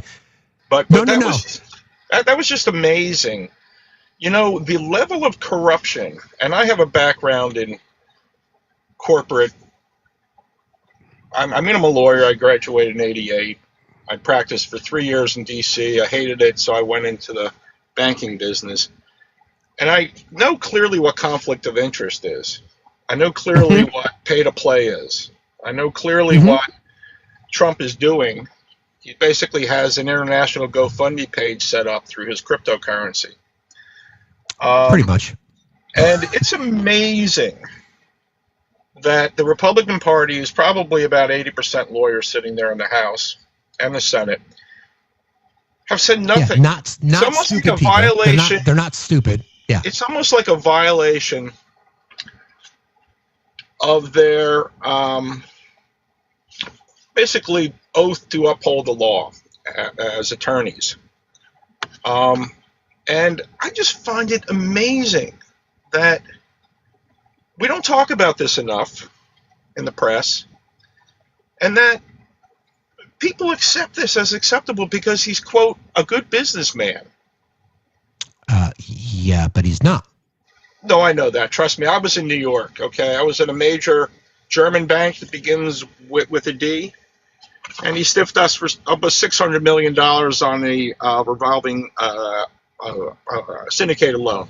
So I know this guy well. I was in New York for 4 years. This is the sound you were talking about. Speaker, you were very critical of President Biden and his family's foreign business dealings. You supported an impeachment inquiry as a result of it.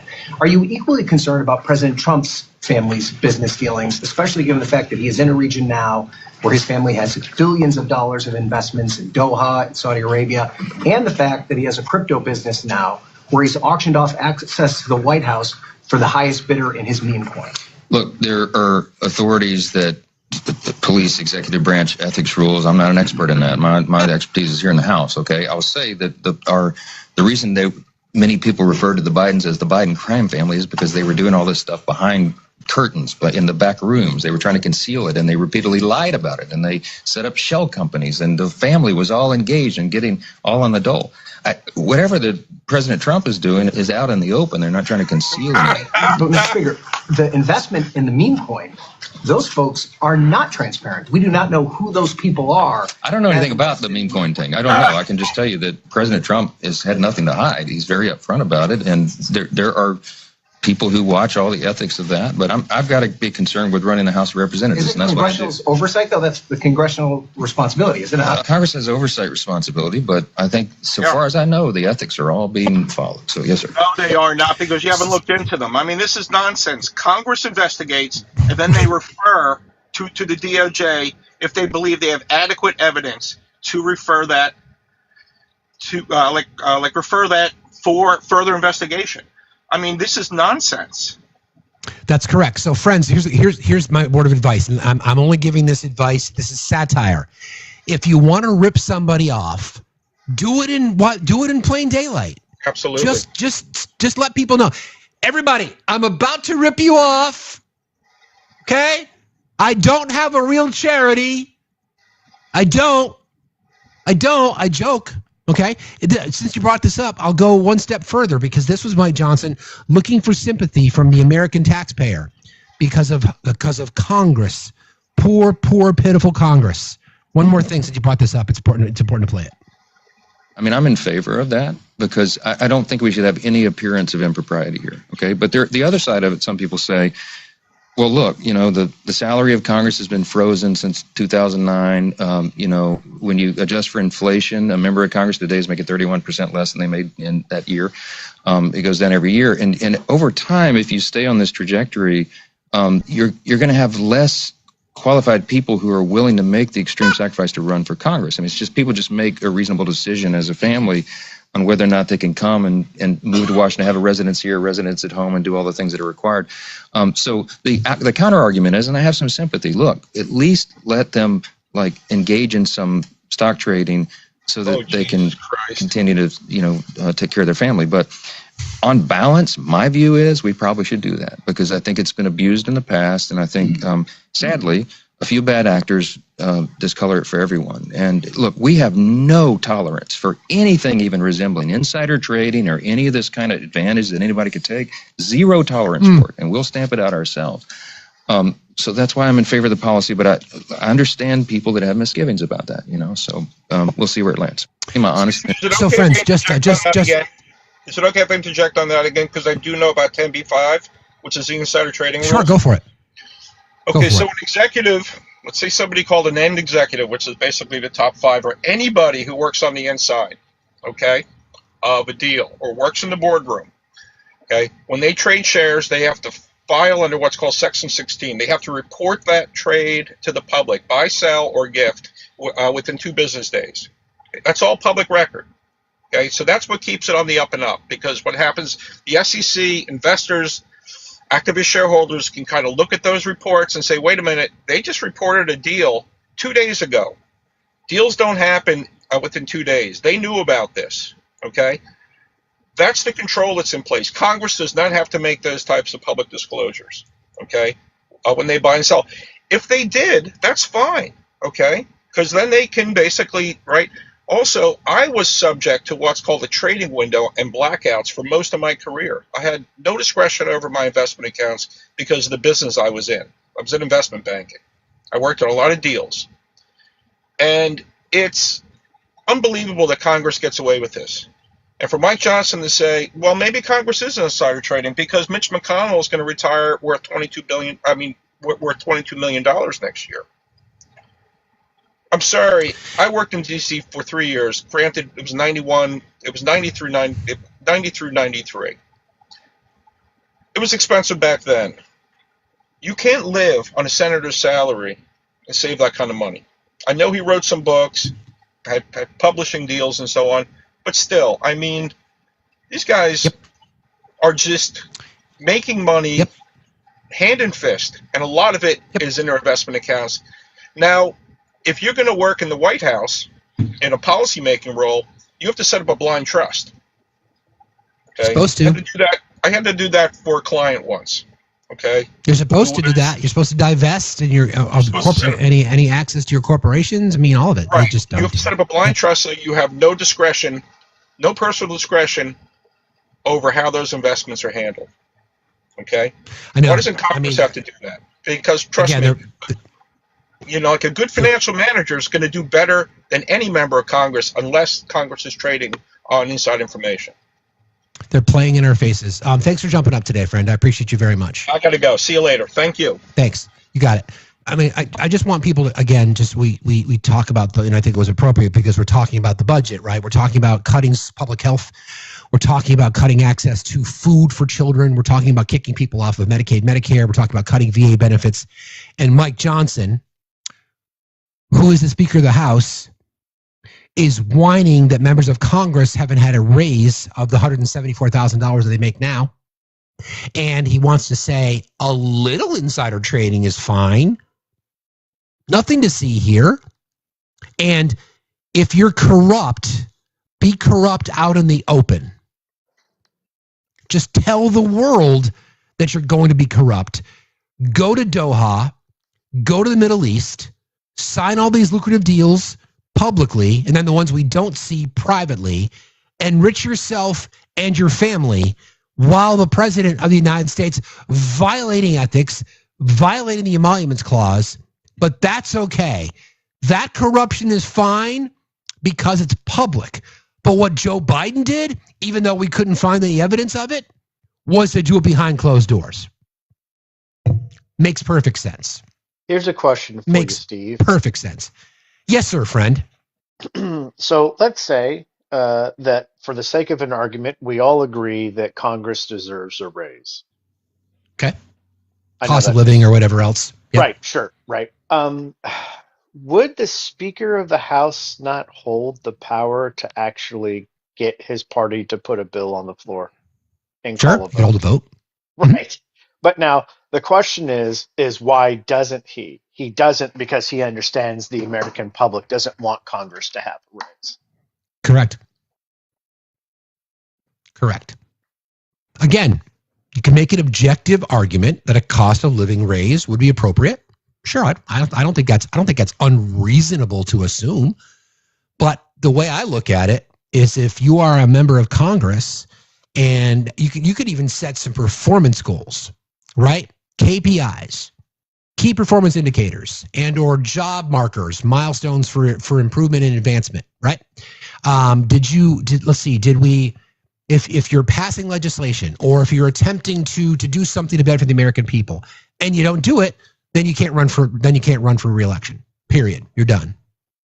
If your oversight committee, the one that you have oversight over, if they violate their spending like DHS is doing right now with Kristi Noem, if you're on the appropriations committee, or if you're on the budget committee and we blow past our budget, you're done. You're out of here. But if you introduce a balanced budget amendment, which is unlikely in this politics, but I'm just giving you hypotheticals. But if you introduce a balanced budget amendment and a balanced budget amendment passes and we balance the budget, then you get a raise. Make it like, again, don't forget, our friends on the right want our government to run like a business. So if that's the case, then run it like a fucking business. Pay for performance. Your job, you got to do your job. You got to do your work. You got to represent your people. Let's look at education levels, graduation rates. Let's look at poverty levels in our country. How about this? If you represent Louisiana like Mike Johnson does, Mike, you make what the average citizen of Louisiana makes for a salary. That's what you get.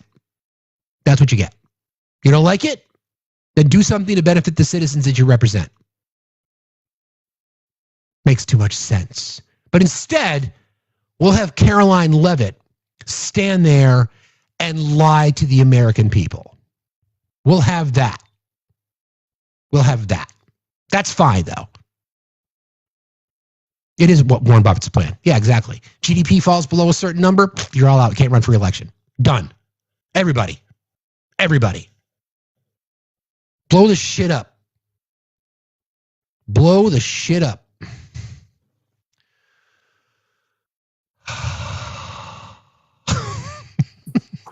Jay Nice, how are you today? Good, Steve. How are you doing? Fine, thank you. What's on your mind? I can. Yeah. So this day and age, why can't the House and Congress, why can't they meet over Zoom or whatever sometime? So it's a good question. So they have what's referred to as proxy voting, and depending on who's in party, they say they want it, they don't want it to happen. I have no problem with it. I have no problem with it at all. They say the rules are that voting members have to be present to vote. Yeah. I don't think that there's no reason why they can't. I agree. I think they should live in their state. I think they can represent their people better. I have no problem with, every other month going, to the Capitol, meet their meet their fellow congressmen and, team up and work together or whatever. But, live in your state, work in your state, and Sure. meet over Zoom. And I mean, let's face it, it's 2025. There's no reason they need to live in Washington, D.C., 9 months out of the year. And well, hell, in Missouri, where I'm from, they don't live here at all and they never come back here. So I agree. You could turn the House of Representatives and the Senate into women's health centers. Yeah. And put them up in a Holiday Inn every week, every other month, Sure. Yep. You don't have to be there. You show up for whatever it might be. You show up for State of the Union, or even then, why do you have to do that? Why does the State of the Union have to be this big deal? Do it from behind the Resolute desk. Who gives a shit? Yeah. Why do you have to be there? I love it. I love it. Why not? I mean, if we're all about, fiscal responsibility and, cutting out, expenditures, let's do it. So I agree. Good call, Jay Nice. Thank you, friend. I appreciate you. Have a good day. See you later. You too. All right, bye. Bye. Hey, throw shit on its head. Why the hell not? Or conversely, why can't we just buy a bunch of property, right? And part of their salary includes everybody gets the same size apartment, right? Let's just say dorms. A dorm, like a 3-bedroom, 2-bath apartment, right? Everybody gets one. That way we're not discriminating against people who don't choose to have children, right? Love it. Everybody gets the same size, and the federal government keeps it up, right? And then why not, right? Why not? And then that way when there's like, oh, I mean, listen, I get it. Even with a discount, living in the DC area is really, really expensive. Sure. However, isn't it interesting how the government will only use domain laws when it can impact marginalized communities and carve up their neighborhoods? Oh, funny you say that. Isn't that wild? Yeah, Isn't that wild? It's crazy. I see our comrade has joined, so perhaps we should change back to our natural voices and say, Do svidania, comrade. Dobre utro, gentlemen. How are you? Doing good. Another great day in the USSRA. That's right. But listen, if you want to be lied to directly, just call the speaker's hotline, 1-800 I'm full of shit. Yeah. Press 1 for a lie about the economy. Press 2 for a lie about women's health care. Press 3 for lies about public education. Press 4 for lies about public health. Press 5 for the wheel of doom. Yeah, I wonder. Speaking of phone calls, how is Krasnov's phone call going with his handler right now? Will we I don't know. That's right. I should check. Let me see if there's any reporting on that. Will we get a readout on that call? Probably not, because that corruption will be in the background. That won't be in the open. Oh yeah. It said Trump will ask Putin in an upcoming phone call if he is serious about peace. Says Vance. The talks have been proceeding for a little while. We realize that we're at a bit of an impasse here. I think the president's going to say to President Putin, look, are you serious? Are you real about this? Vance said to reporters on Air Force 2, there are a lot of economic benefits to thawing relations between Russia and the rest of the world, but you're not going to get those benefits if you keep on unaliving innocent people. While Vance said it's hard to pinpoint one obstacles to reaching a ceasefire, he reiterated how one open question is whether Putin is serious about negotiating peace. He has made some concessions. By the concession in Trump's mind was not taking all of Ukraine. He's taken some serious steps in these conversations, but we feel like we're at a point where we're hitting an impasse, and that's why the president is talking to him on the phone. I think honestly that President Putin, he doesn't quite know how to get out of the war. Oh, it's interesting. That's quite of a tell. Maybe just fucking leave. How about that? Good way to get out of the war. Just leave. Give all the kids back and leave. Yeah, give all the kids back. Yeah, but the children, right? It's fine. We're pro-life. Exactly. Yeah. I wonder if Vance will get a gift for Air Force 2. Probably. A little Air Piper Force 2. A little Piper Cub or something. little Cessna.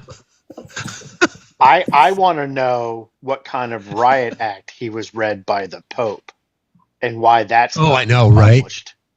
I heard he's supposed That's to true. show They up for did meet. his inaugural mass. He did. Oh, he did. I hope he He didn't was shake there. his hand. They did. They shook. Oh On the no! video. Oh no! Yep. I know. I hope They that, better, I hope they that better get hand some more buzzer was incense. not poisoned. Ugh. They better be prepping for another conclave. Who the fuck knows? What else is on your mind, Toodle? Anything else you got for us, buddy? Well, I was thinking. We're going back to the Library of Congress firing. Yeah, that's what piqued my interest because there's another layer to that it's been spoken about, but I haven't heard too much. Is that they also fired the copyright, the head of the copyright at the Library of Congress, and they had just put out a report. Yeah, the base of this, just under the the black lady that was the head, but they fired the copyright controller, and they had just put a report out that they wanted to deny, or there was some gray area that they weren't sure on whether or not AI could train on copyrighted materials,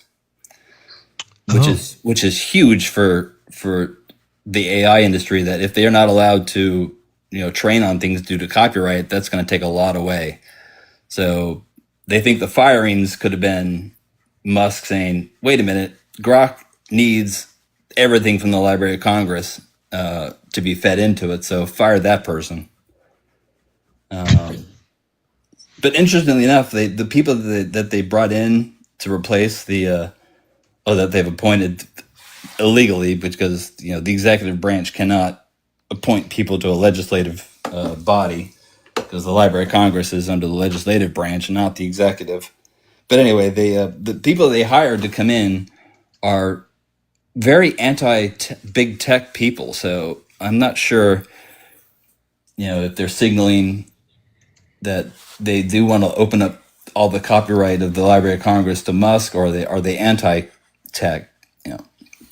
I'm sure it's beholden to whatever tech wants, whatever Musk wants, they'll get. But that was like another layer that is very interesting to this whole story.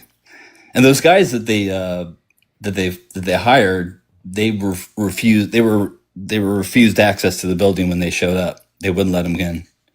And Todd Blanche, who is the new librarian, he didn't even try to show up. No, of course not. No. Of course not. Yeah, I mean, I don't know. I mean, I think there's this speaks to the overall size of our government, the complexity. But we would have never talked about the Library of Congress just because it was one of those things that's just been always part of our system. And now, for some particular reason, you want to fire the Librarian of Congress, a black woman again, by the way, for no reason, and then to have your press secretary stand up there and say, "Oh well, she's got books on the shelf. The kids checking out Hop on Pop." It's not a reference. It's not that kind of library, friends. But anyway. Appreciate you, the adult Library of Congress. Yeah, exactly. The back section behind the curtain. And of course, I wanted to wish you the safest travels over to the old country. Appreciate you. Give love to British when you see her. Will do. I will. I appreciate that, friend. All righty, and I'm glad that your family had a great weekend. Talk to you soon. Thank you, buddy. See you later. All right. So somebody mentioned this. I think it was Frodo. So just real quickly. I'm going to give you, this is disgusting. I just asked AI for a little help here so I could do this on the fly. Members of the U.S. Congress, senators and Republicans receive a wide range of benefits, both tangible and intangible, due to the nature of their positions. These benefits extend well beyond salary and are often a point of public scrutiny. Base salary, $174,000 per year for a House member and a Senate member. Speaker of the House gets $223,500, and the Senate majority and or minority leaders get $193,400. Health benefits. Access to Federal Employees Health Benefits Program, or FEHBP, one of the most comprehensive health insurance programs in the country. Special access to on-site medical care at the Capitol for routine services, not free, but deeply discounted. Federal pension, eligible after 5 years of service. So if you are a one-term senator, you get it, even if you only serve one term. If you are reelected twice in the House, you get it as well. The amount depends on years of service and final average salary. Retirement as early as age 62 62. Don't forget, they want to raise the retirement age for you and me to 67 for full benefits. Cool. Travel and housing support. Paid official travel between D.C. and their home district. It's on us. It's on you and I. Access to military aircraft in some limited official capacities, more common for senior members of either the House or the Senate. Members who live outside of D.C. can deduct up to $5,000 annually for housing expenses. We don't get that. Substantial staff operating budget, $1.3 million to $3 million per year for staffing, office space, and constituent services. It varies by chamber and by district size. A franking privilege, the ability to send mail to constituents without postage, must be non-campaign related. The immunity clause, members enjoy limited immunity from arrest while Congress is in session, except for treason, felony, or breach of the peace. Access and influence, unparalleled access to powerful people and institutions. Opportunities for post-congressional careers in lobbying, media, academia, or consulting, often with much higher pay. Remember, my progressive wish list, you can't have been a lobbyist and go into become a member of Congress. And if you leave Congress, you can't become a lobbyist. In fact, I'd say ban lobbying altogether. If that's what it would take to get sure members of Congress aren't being lobbied, then sign me up. Post-congressional perks. Former lucrative private sector opportunities. Former members often transition into high-paying roles, such as lobbyists. God damn it, I wish it wasn't so smart. Think tank fellows or board members. Pensions and private homes can lead to extremely comfortable retirements. Controversies and criticisms. Many of these benefits, especially healthcare, pensions, and post-service opportunities, have drawn criticism during debates over government accountability, transparency, and economic inequality. Lovely. Lovely. Ladies and gentlemen, our members of Congress, that's what they get. If you're a senator, you serve one term, you are eligible for a pension. One term. Most of us, if you work in corporate America, you get vested after 3 years, so that's not unique. It's everything else that goes along with it. Can I add three things? Go for it. So they also get free gym membership. Don't forget, they have a state-of-the-art athletic center for Congress. Of course they do.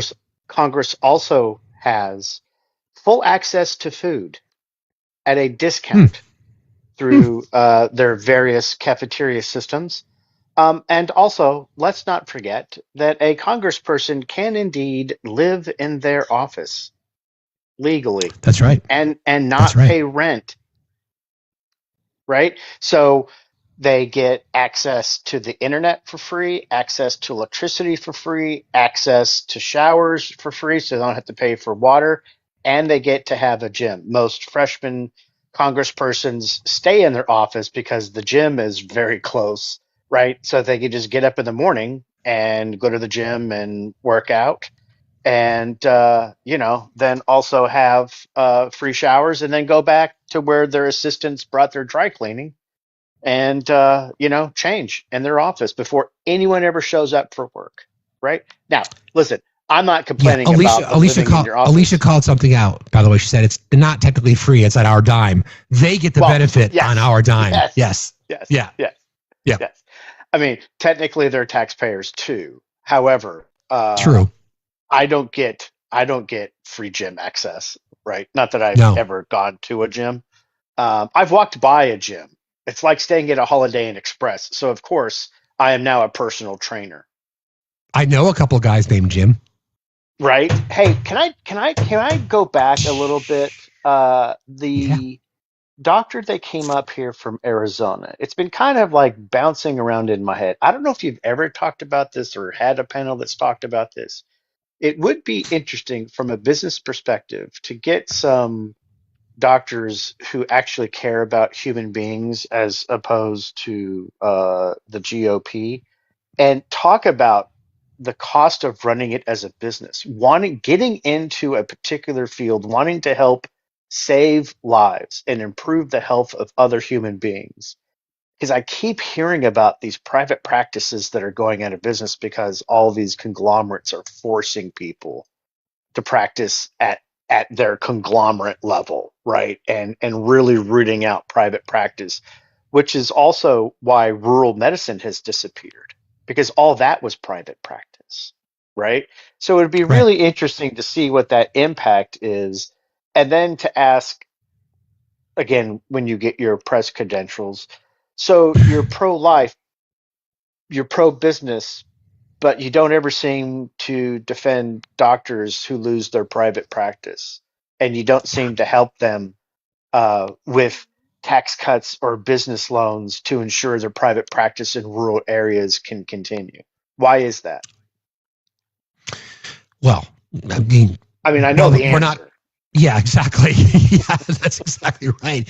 I won't be able. I'm sure I'll have to submit any questions in advance, and then I won't ask any of those questions. But whatever. Right. Yeah. Also, by the way, I did see you on a little piece of content you did yesterday whilst at your son's college graduation. So congratulations on that.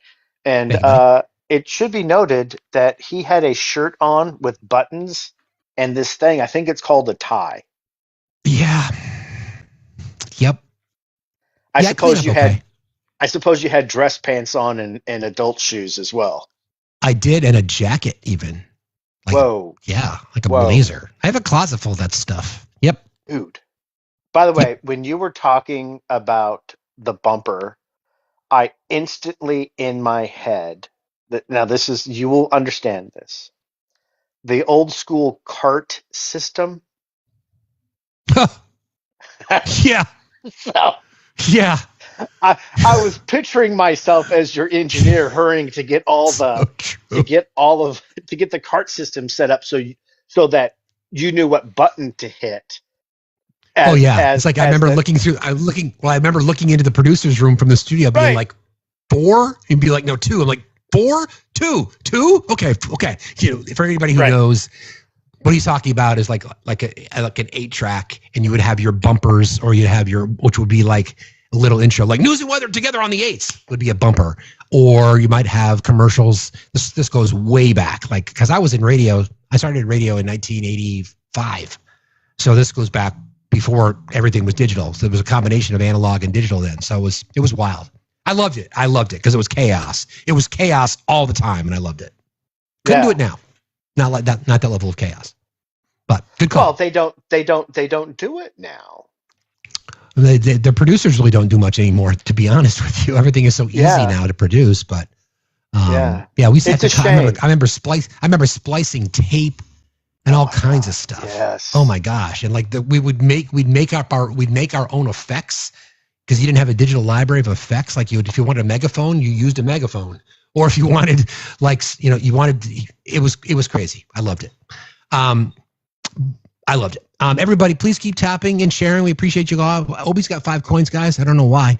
All right, I want to do this because again, we've seen our president circumventing the globe on apparently a really shitty Air Force One, but he's made some interesting overtures towards countries that I didn't think we liked, that I certainly know that MAGA despised, because we heard it from them during the campaign. So this is what he had to say about Iran. We want Iran to be wealthy and wonderful and happy and great, but they can't have a nuclear weapon. It's very simple.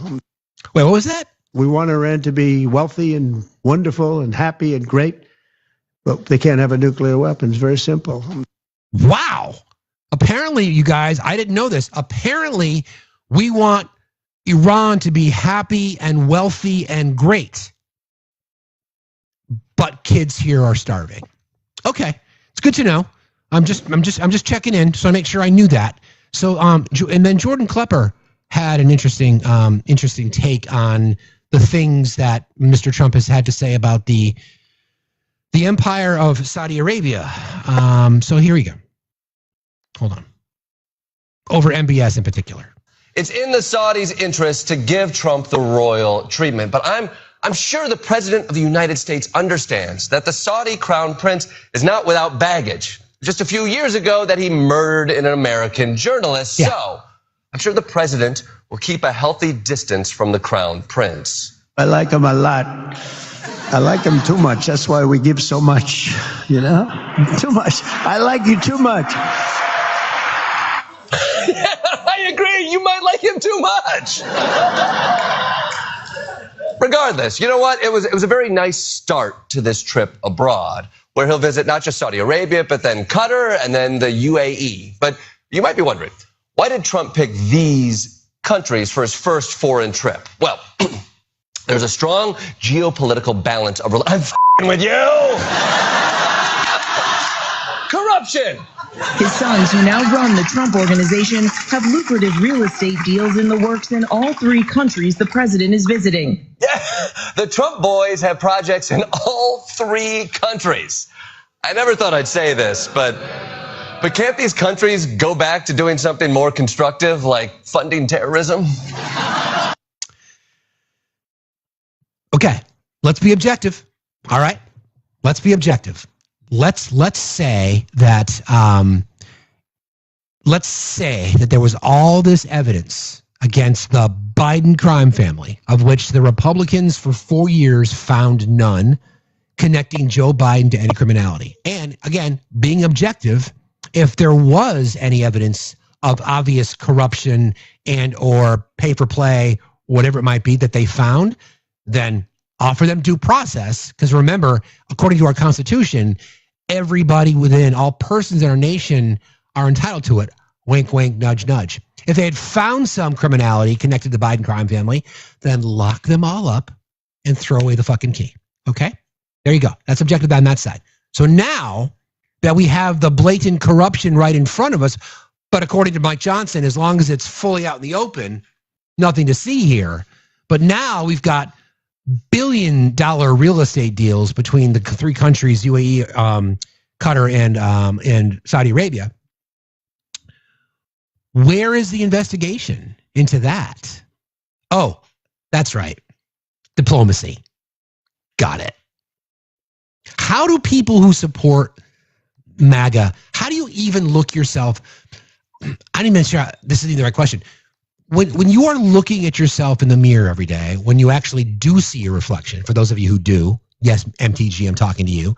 When you do see your reflection and you say to yourself, I stand for protecting kids, girls, and I don't want boys and girls sports, but I'm totally cool with children across the country starving as long as they're brown-skinned kids. That's cool.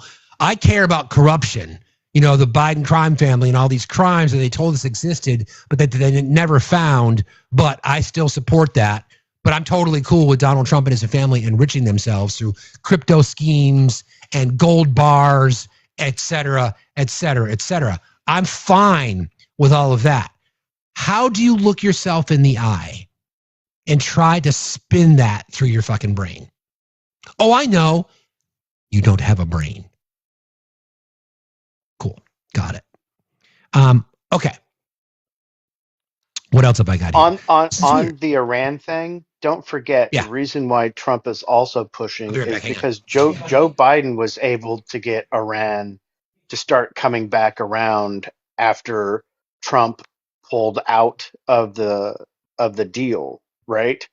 And Iran probably had a Biden administration, whatever that would have looked like, had the opportunity to continue to work with Iran, they would have had inspectors back in there, right? So this was a very nice hat that my dog decided to put his teeth into. Sorry.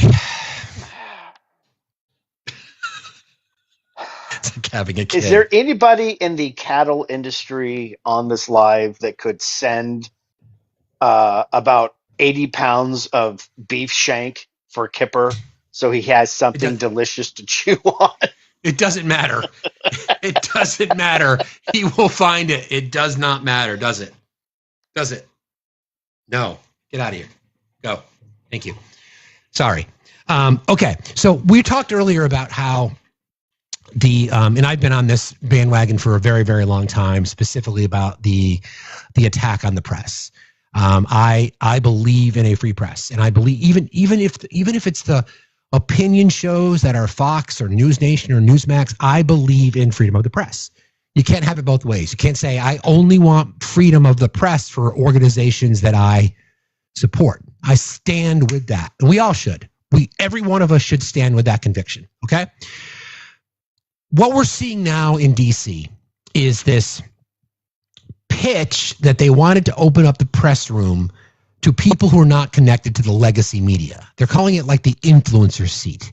But I've been tracking that because that's what I'm trying to get. Like, I'm trying to get one of those seats. I mean, I'm not an influencer. I mean, we do our show every single day. They're offering it up to people who are large influencers.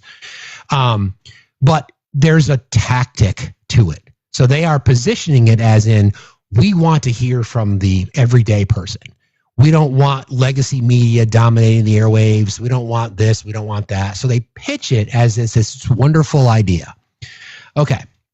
This is why it's dangerous. All right. Trump's press secretary, KKK Caroline, has held closed doors events where only pro-Trump creators are invited. Mainstream media is excluded and critical questions are unwelcome. Why does this matter? Authoritarian leaders always seek to eliminate independent sources of truth. When information flows only from insiders loyal to the leader, accountability dies and propaganda takes its place. This isn't just about who asks the questions. It's about replacing truth-seeking with loyalty displays. These influencers aren't trained to challenge power. They're rewarded for amplifying it, turning press briefings into performance pieces. We've seen this strategy in authoritarian cults. Leaders isolate followers from outside perspectives, then flood them with curated content that reinforces the leader's narrative. In this case, TikTok and Reels replace investigative journalism. I challenge that assumption a little bit because you can still be investigative and use a platform like TikTok to message your followers, your audience. Ask yourself this: who benefits when the truth gets filtered? In this case, it would be the authoritarians in charge, similar to the Lügenpresse, similar to the authoritarian regimes. It's the common thread we've always seen: suppress the media, suppress dissent. You do not want opposition, therefore you control the airwaves, you control the message, you control the outlets.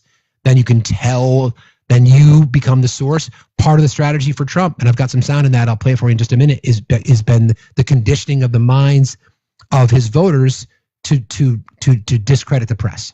When a leader decides which questions get asked and by whom, you're not getting transparency. You're getting a carefully scripted illusion of it. And that illusion is designed to protect power, not people. It's really dangerous. And again, I want to make sure that it's easy for us to criticize Fox because they're not a news network. And we now have reporting that Smartmatic is also in a lawsuit with Fox for $2.5 billion. And they are now making claims that Fox has scrubbed some of the data that was requested during discovery. Now, why would you do that? You do that because you don't want people to know the truth. So I'm going to find this sound from, this is a statement that was made years ago by Leslie Stahl when she was interviewing Trump before he won the presidency. Let me see if I can find it. Keep tapping, friends. Then there's something else I want to play for you too. Hold on, I've got this. This is great. You'll like this. Where is it? How everybody doing? You guys good? Good. Just thinking ahead, I'll let my mods know. I don't know if we're going to have a show tomorrow, guys. Tomorrow night, I drive to Boston, and I'm a little bit behind on stuff that I have to do, so I do not yet know if we're going to have a show tomorrow. But I will put out an update later, either later today or just tune in tomorrow morning, and we're either here or not, I guess. But I'll try to let you know. Okay, so this is what I was talking about how, and again, this is a direct attack on the press, and I want all of us to take this seriously. And we can talk about, sensationalized journalism. It does exist. We can talk about biases because bias does exist in journalism. We all walk around biases all the day. Like, I know that the greatest maple syrup in the world is made in Vermont. I mean, that's not a bias. That's just fact. point being is that we all have biases towards things. The danger lie if your bias covers up the truth. Okay, so Leslie Stahl has interviewed Mr. Trump many, many times, and this is what she had to say. This goes back before he won the election, before he took office in 2016. To attack the press, and it's just me and my boss and him. He has a huge office, and he's attacking the press. And there were no cameras. There was nothing going on. And I said, that is getting tired. Why are you doing this? You're doing it over and over, and it's boring, and it's time to end that. You've won the nomination. And why do you keep hammering at this? And he said, you know why I do it? I do it to discredit you all and demean you all, so when you write negative stories about me, no one will believe you. Yep. That's the whole ball game right there. Remember, autocrats and totalitarian regimes and authoritarians, one of the key elements is eliminating dissent, is making sure that you control the message. That was Leslie Stahl speaking, since you asked, Lisa. This goes back to one of those tenets of Project 2025. Okay, and this is another example of how the walls are crumbling down, so they are desperately trying to control the narrative even more. Caroline Levitt earlier saying that the budget's not going to go up, we're going to cut the deficit, when we know that's not true. One of the elements of Project 2025 was this consolidation of power under the executive, and we're seeing it, right, in many, many examples. But one that really stood out to me was the FCC, the Federal Communications Commissions. I used to hold an FCC license when I was in broadcasting. And when you attempt to have the executive branch, for example, control the FCC, more than just have it be a federal agency. So Brendan Carr, remember, he continues to go after the press. Mr. Trump does. There's a recent post. He went after 60 Minutes for the interview with Kamala Harris. He was so angry. I don't even know why. But this is a recent post on Lie Social. Now he's going after ABC. Let's see, where is it?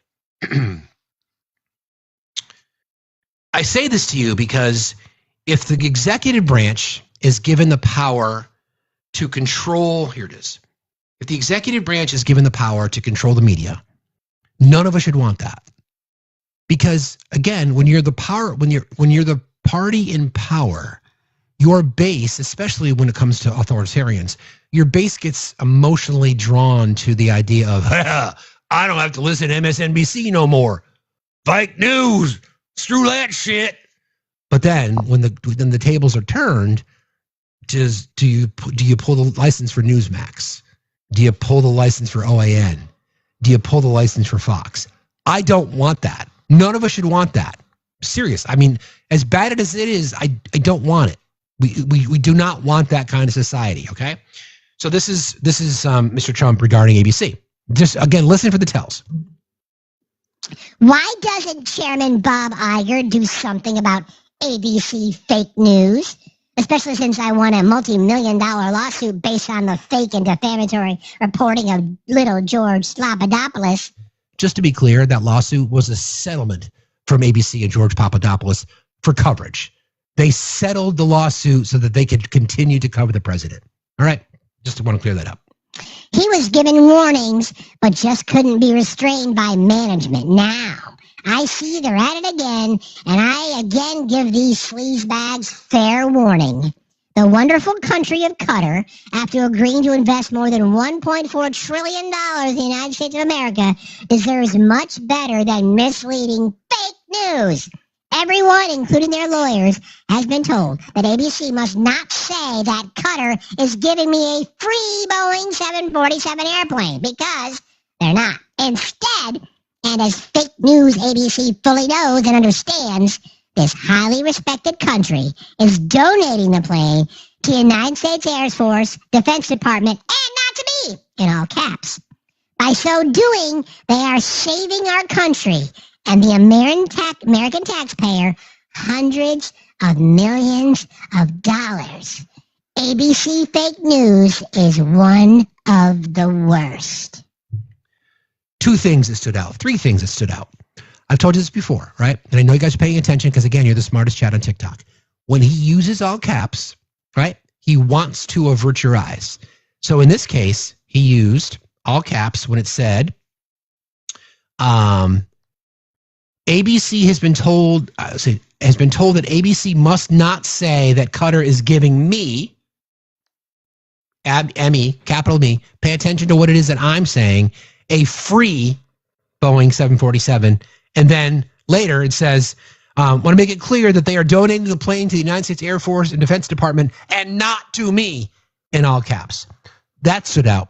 Plus the fact that by doing so, they are saving our country and the American taxpayer hundreds of millions of dollars. ABC fake news is one of the worst, in all caps again. So, unpacking this a little bit. First of all, it is a blatant violation of the Emoluments Clause. We know that because the Emoluments Clause requires Congress to approve it. And as of yet, Congress has not yet approved it. And I highly doubt that Congress is going to approve this free gift. Second, it ain't free. It's going to require billions of dollars, at least $1.5 billion based on estimates, to retrofit it to be Air Force One.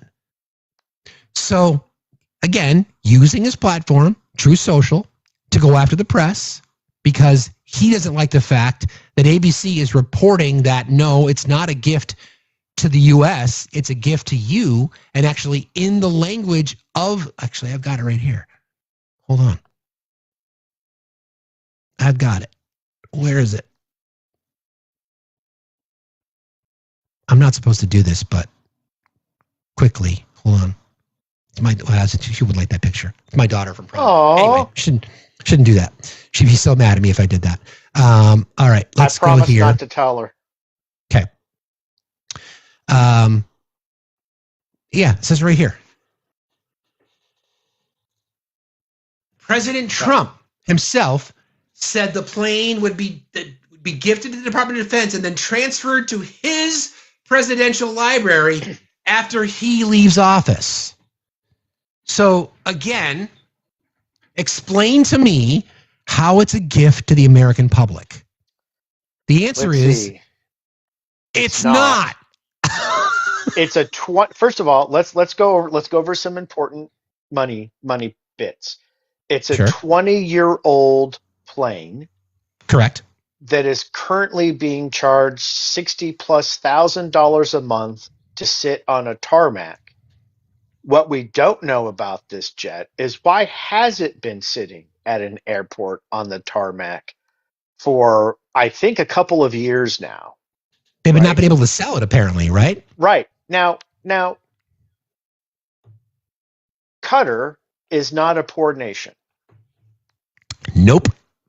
So let's think about reasons why you sell something.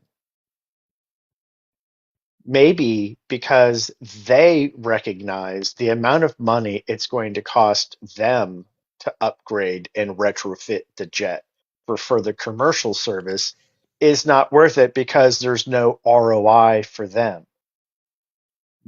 Correct. Here's what I'll say. Okay, I'm going to call your bluff, Trump. Let's go ahead and have your library put up 200 of the $400 million value of this plane in a trust that cannot be touched. And then when you get the other $200 million, right? Collect it however you want. And that money goes to, and we'll come up with a program, right? How about SNAP benefits?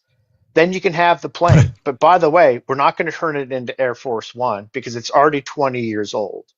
So you could wait another 6 or 7 months, whatever it is, for the first one of two that Boeing's rolling out, right? And be like, fine, you want it? Go ahead and keep it. But by the way, you're going to have to figure out how to pay for it. It's never going to be Air Force One. And just admit it's a gift to you. He's so stupid. If he had just told his fans, hey, MAGA, I have an opportunity, but I need your help. I need $400 million to buy this jet. I bet you in 6 months he could raise $400 million to buy that jet. 6 months? I don't even think it would take that long. Well, I was being kind. Yeah, you were. Well, and this is the thing. This is the thing that gets me. It's just like, this is what happens. Like the exercise that we just went through with the media manipulation and how dangerous this is, and why we need to make sure that we're still talking about these things, is the amount of hand wringing and anger that the right had over Joe Biden going to the beach, or Barack Obama's tan suit, or whatever it might be, right? Or that Joe Biden had left office with 11 million. First of all, he left 50 years of government service with like $15 million net worth, or whatever the number was. Not a lot of money. Okay? Not a lot of money from book deals. Not a lot of money. All right? Not a wealthy guy. And they were so angry about that. But yet, all of a sudden, the prospect of being gifted a $400 million jet is suddenly fine. And then you add that to the most recent executive order, where when Joe Biden lowered the cost of pharmaceuticals through the Inflation Reduction Act, through legislation, not just through EOs, through legislation, right? MAGA lost their fucking shit because Meemaw and Peepaw could get their insulin cheaper. And now Trump comes into office, writes an EO to cancel that portion of which again was determined unconstitutional, which is still going through the courts, which is weird. Now he signs a new EO, which basically does the exact same thing that the law did, and now they're cheering for it. People are just so, disingenuous is not even the word. Like, I don't even know what the word is to describe it. We need a new one. Have you covered off on the fact that most of these, and I put in very bold quotes, deals coming from Middle Eastern countries were already deals that were in progress and that had already been negotiated by other administrations that weren't Trump's? Oh, yeah. He takes credit for those all the time.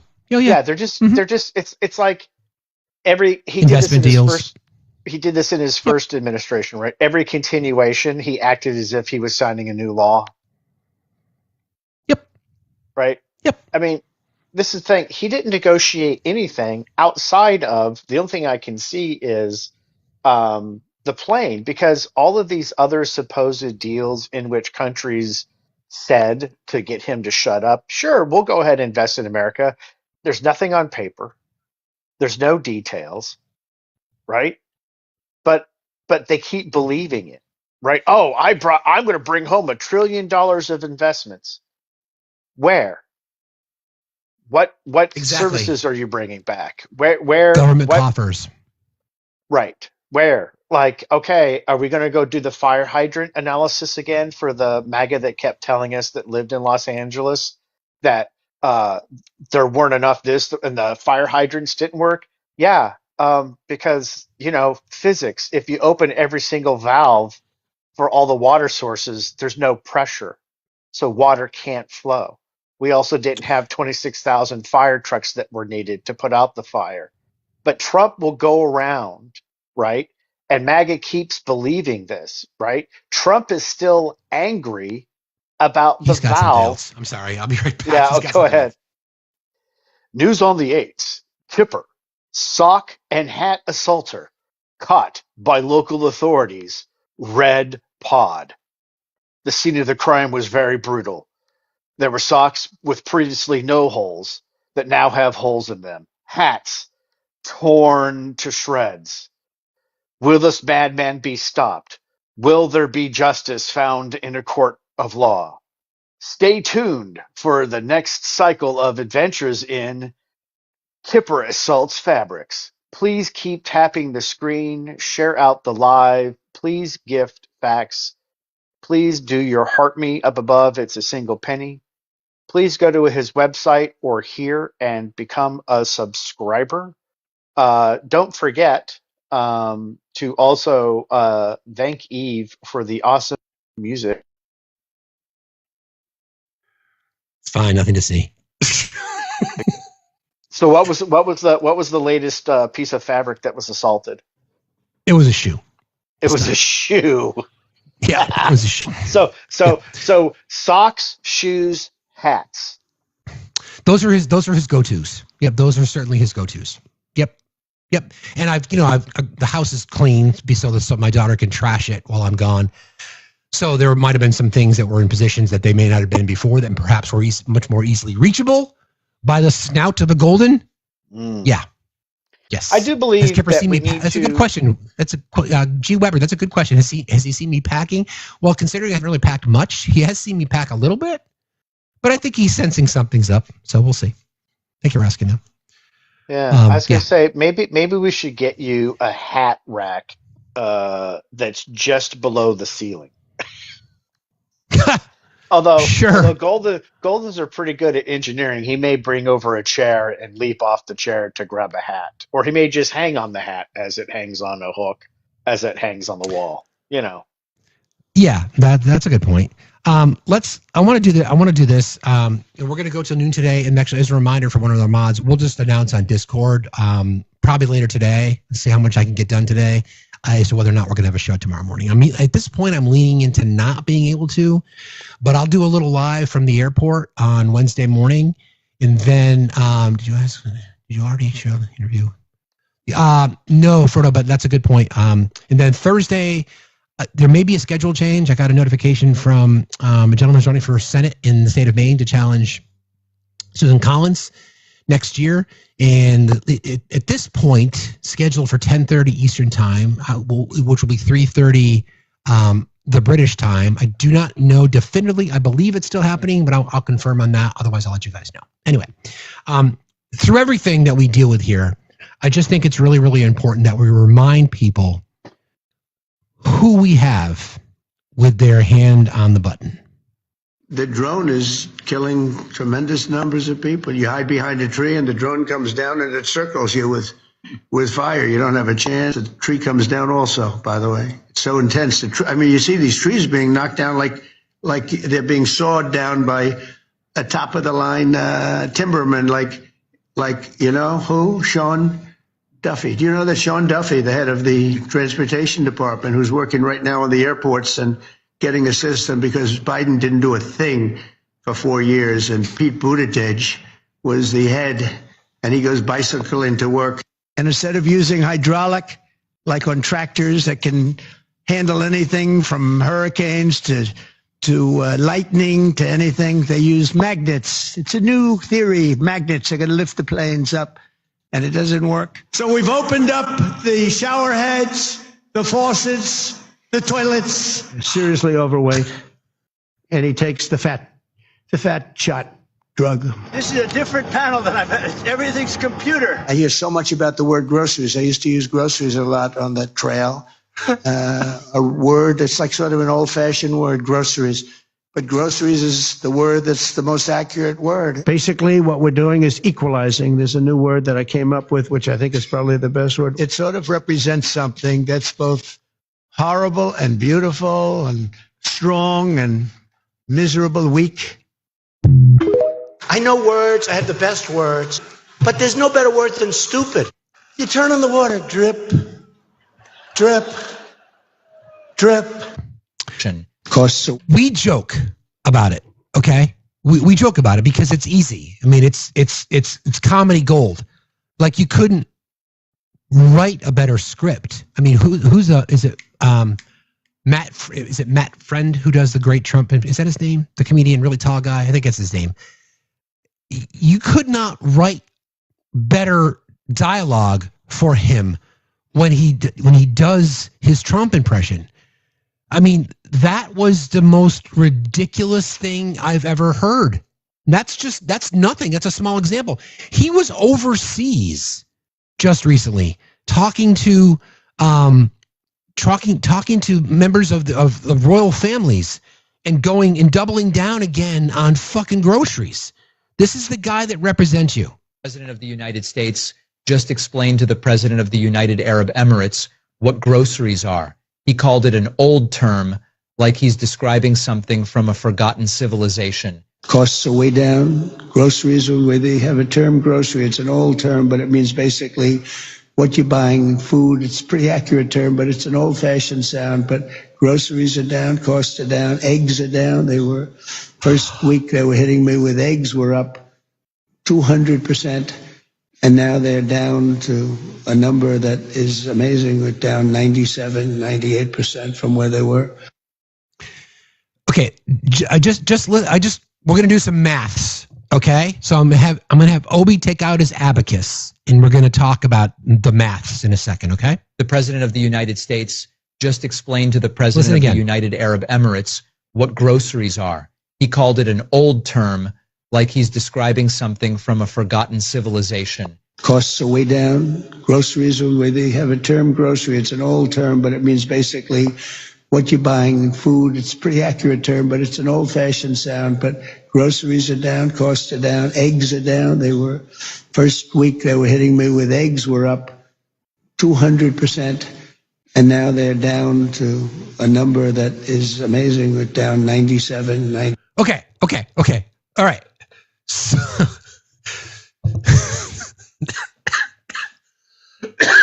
So they were up 200%. Now they're down 98%. So from maths, Obi, if they were up 200, now they're down 98. So that means they're still up 102%. And I didn't have to use my abacus. I was using my toes and my fingers though to do that exercise. Oh, he is representing our country. He is sitting in a room with people who are fucking mocking him. You people that support this guy think that he's this brilliant genius. He's going around the world, and you look at the look on MBS's face. By the way, MBS is a sponsor of terror. MBS paid to have Jamal Khashoggi's, decapitated. That's who he is. He is kissing his ass, meaning Trump is kissing MBS's ass. MBS is soaking it up. All I got to do is laugh at this guy. I'll play YMCA, even though we hate gay people. I'll play Proud to be an American. I'll have red flags, red, white, and blue everywhere. And this guy will suck it up, and we will get everything that we want from him. Everything. And you clowns are fucking cheering it on because, quite frankly, you're probably just as dumb as he is. It is, you're right, Jess. It is so fucking embarrassing. My God. Like, explaining to the Crown Prince what groceries are? I used groceries yesterday. I'm talking to Erica, said I got to stop at the grocery store on the way home. Like, come on. You're right. Sorry, I forgot. They gave him a mobile McDonald's truck. They literally brought in a mobile McDonald's to stroke his ego. And he's on the phone with Putin, like right now, negotiating the end of the war in Ukraine, and Putin's going to get everything that he wants. And you guys think this is the big deal maker. God damn. Unbelievable. That is so fucking embarrassing. Are you not embarrassed? Do you think this guy is out representing you? This is your idea of a deal maker? This is the idea of a stable genius? Explain to the Crown Prince what groceries are? And egg submarines. Prices were up, and submarines and magnets. We call them magnets. We don't need hydraulics, so we have magnets. Yep. Lift everything with the magnet unless it gets wet. Then they don't work in the water. What? What? Exactly. He represents us. End of the day, president has two primary responsibilities. They are the commander-in-chief, and they are the face of America to the rest of the world. That's really about it. That's really about it. He doesn't give a shit about the military. He's told us that. And he's a fucking embarrassment globally.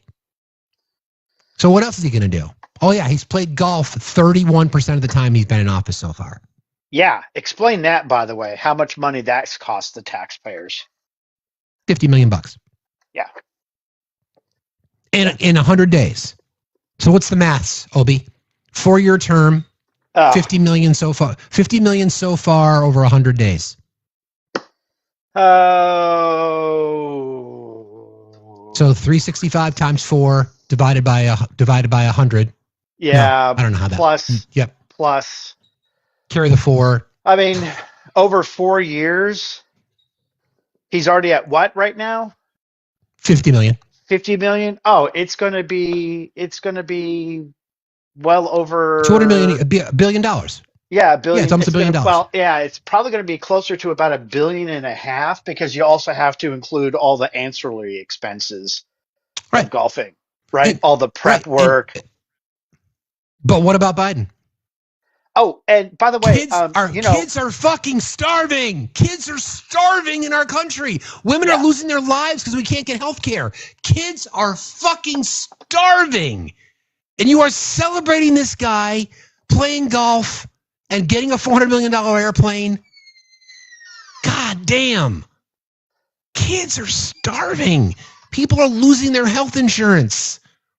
They don't care. People are going to be, they don't care. You don't care. You think you do? Oh my God, but trans kids. Oh my God, but men and women's sports. Oh my God. God damn it. Donald Trump has played golf more in 100 days than there are trans athletes in sports. Yeah. And you're freaked out about that. And kids are starving. That's your bumper sticker. Kids are starving. There you go. You want your 3 words? There it is. Kids are starving. And that's right, the parade. That's just golf. That's not even the Super Bowl event. That's not even going to the Daytona 500. That's not everything else that he's doing. Right? Come on. God damn.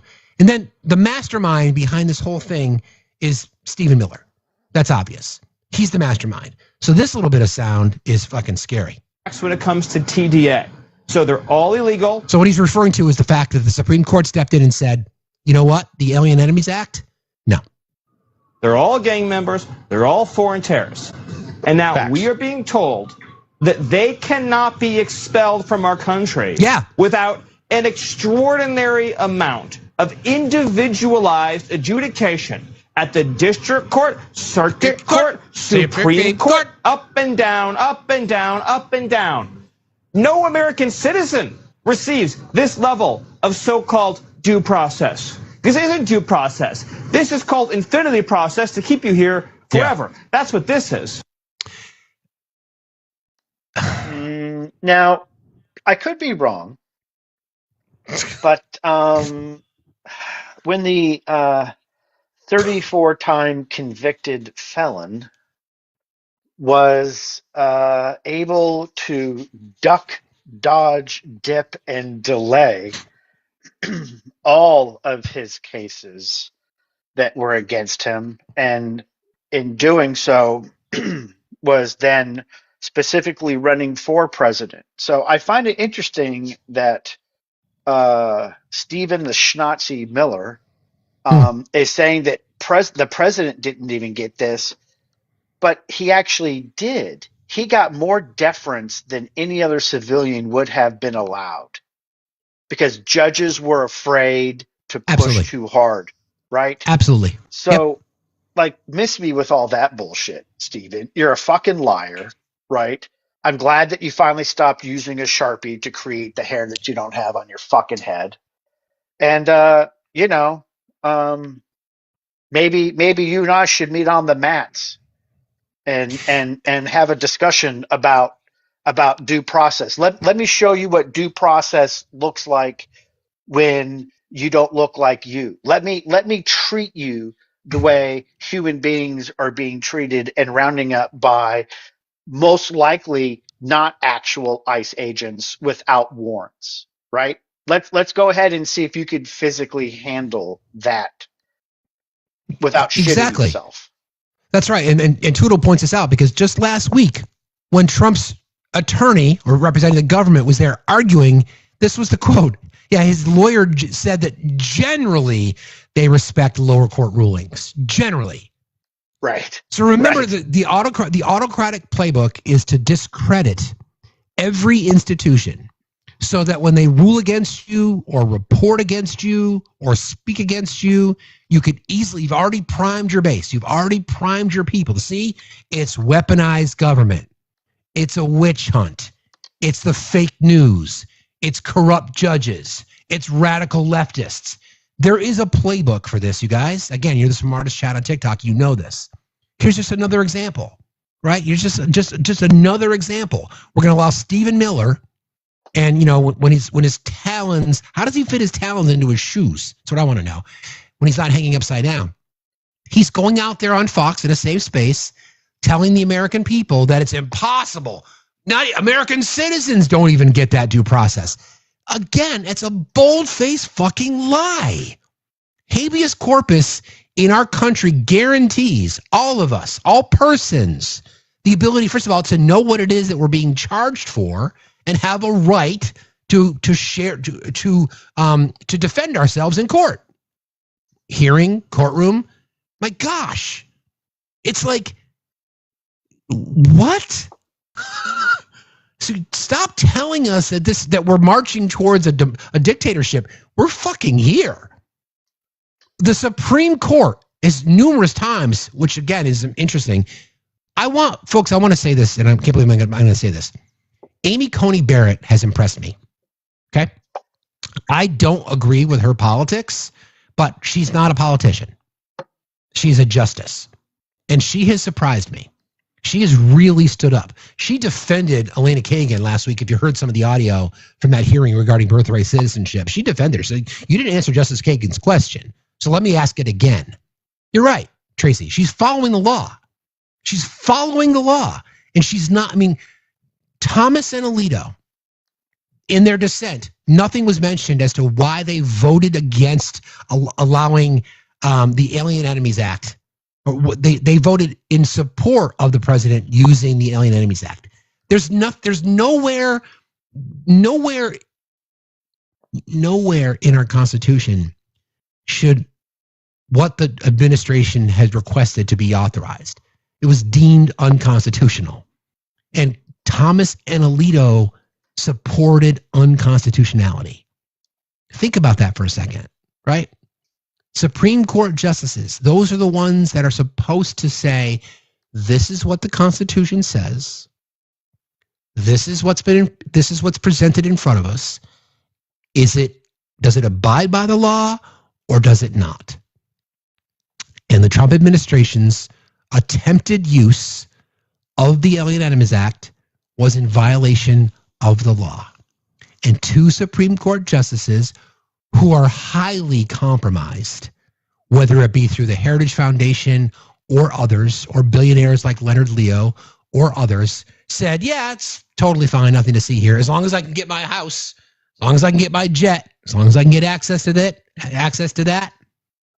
Don't forget, Clarence Thomas, when the Dobbs decision got leaked, included language about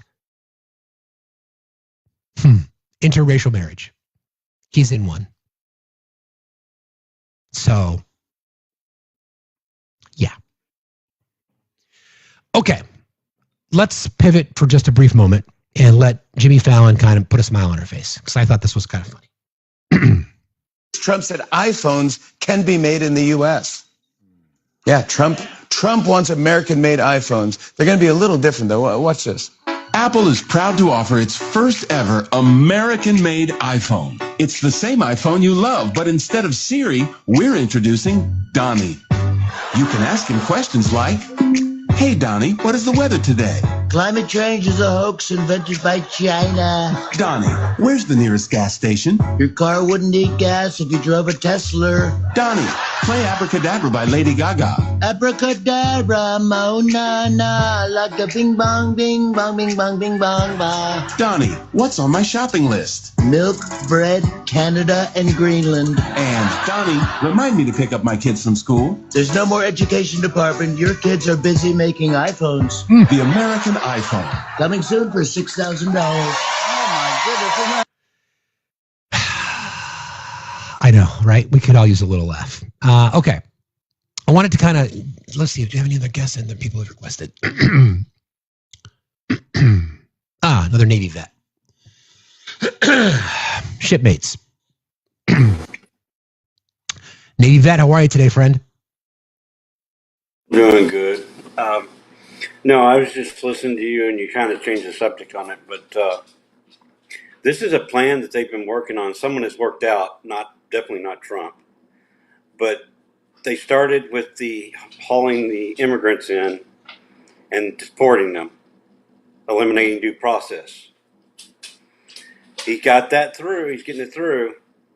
Then he tried to get rid of birthright citizenship. Still hadn't been ruled on. And then he's talking about suspending habeas corpus, which does it for everybody. So if he does away with birthright citizenship, now what does any U.S. citizen have to say that they're a citizen anymore? Without by that definition, all of us who were born here are potentially not citizens.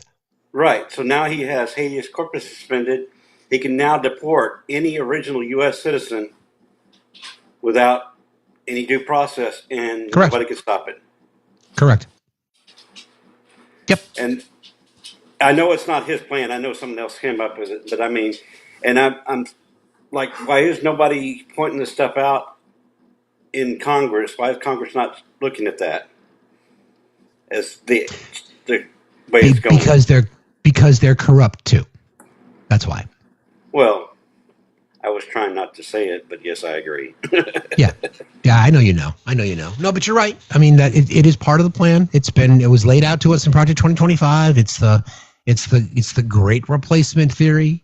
You know, they will double down at anything they can to try to justify their hatred. They do not care about collateral damage. If they can get the brown people out, if they can get rid of the gays, if they can get rid of the trans people, if they can get rid of the people, the BIPOC people, the disabled, so they can purify our society with a particular shade. Mm-hmm. Yeah. Appreciate you, friend, as always. Thanks for being here. Thank you for having me up. You got it. Have a good day. Sorry, man. I missed my cue. There you go. All right. So there is now a post that was just announced on Truth Social about the House GOP to interview subpoena staffers who controlled the auto pen in the Biden White House.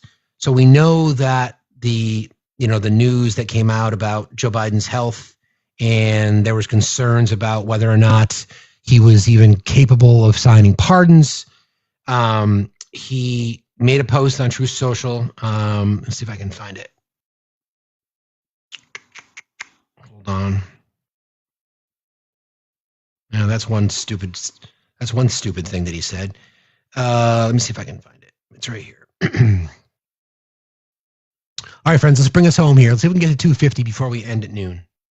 This might be the last time you see me for a couple of days. So do me a solid. Hook me up, yo. Get to 250. It's not asking a lot. Where is it? Where's the story? Because there's so many things to navigate through True Social. If you don't have it, by the way, my account on True Social is Jack Smith's bitch. In case you're interested. Yeah, follow me there. Where is it? No, that's not it either. Almost there. I'm going to give it 10 seconds. If I don't find it, I'll just summarize. The auto pen is a tool that is used by, well, the administration in this case, if you've got lots of things to, okay, here we go. I got it. All right. Found it. Whoever had control of the auto pen is looking to be a bigger and bigger scandal by the moment. It is a major part of the real crime, in all caps, that the presidential election of 2020 was rigged and stolen. Millions and millions of people knew that. But the radical left Democrats waged a campaign of inoculation and innocence like none that had ever been waged before. In all caps, this is why the unselect committee of political thugs who were given a full and complete pardon by the person who wielded the now illegally used auto pen deleted and destroyed all evidence and information from their corrupt and vicious witch hunt against me and many other people whose lives were completely shattered and destroyed by the historically criminal event. Remember, it all began with dirty cop James Comey, Obama, a hapless and cognitively impaired Sleepy Joe Biden, and my now very famous accusation that they spied on my campaign. Whoever had controlled the auto pen is just the beginning. The biggest crime of all is that the 2020 presidential election was rigged. I won the election by millions of votes, and everyone knows it.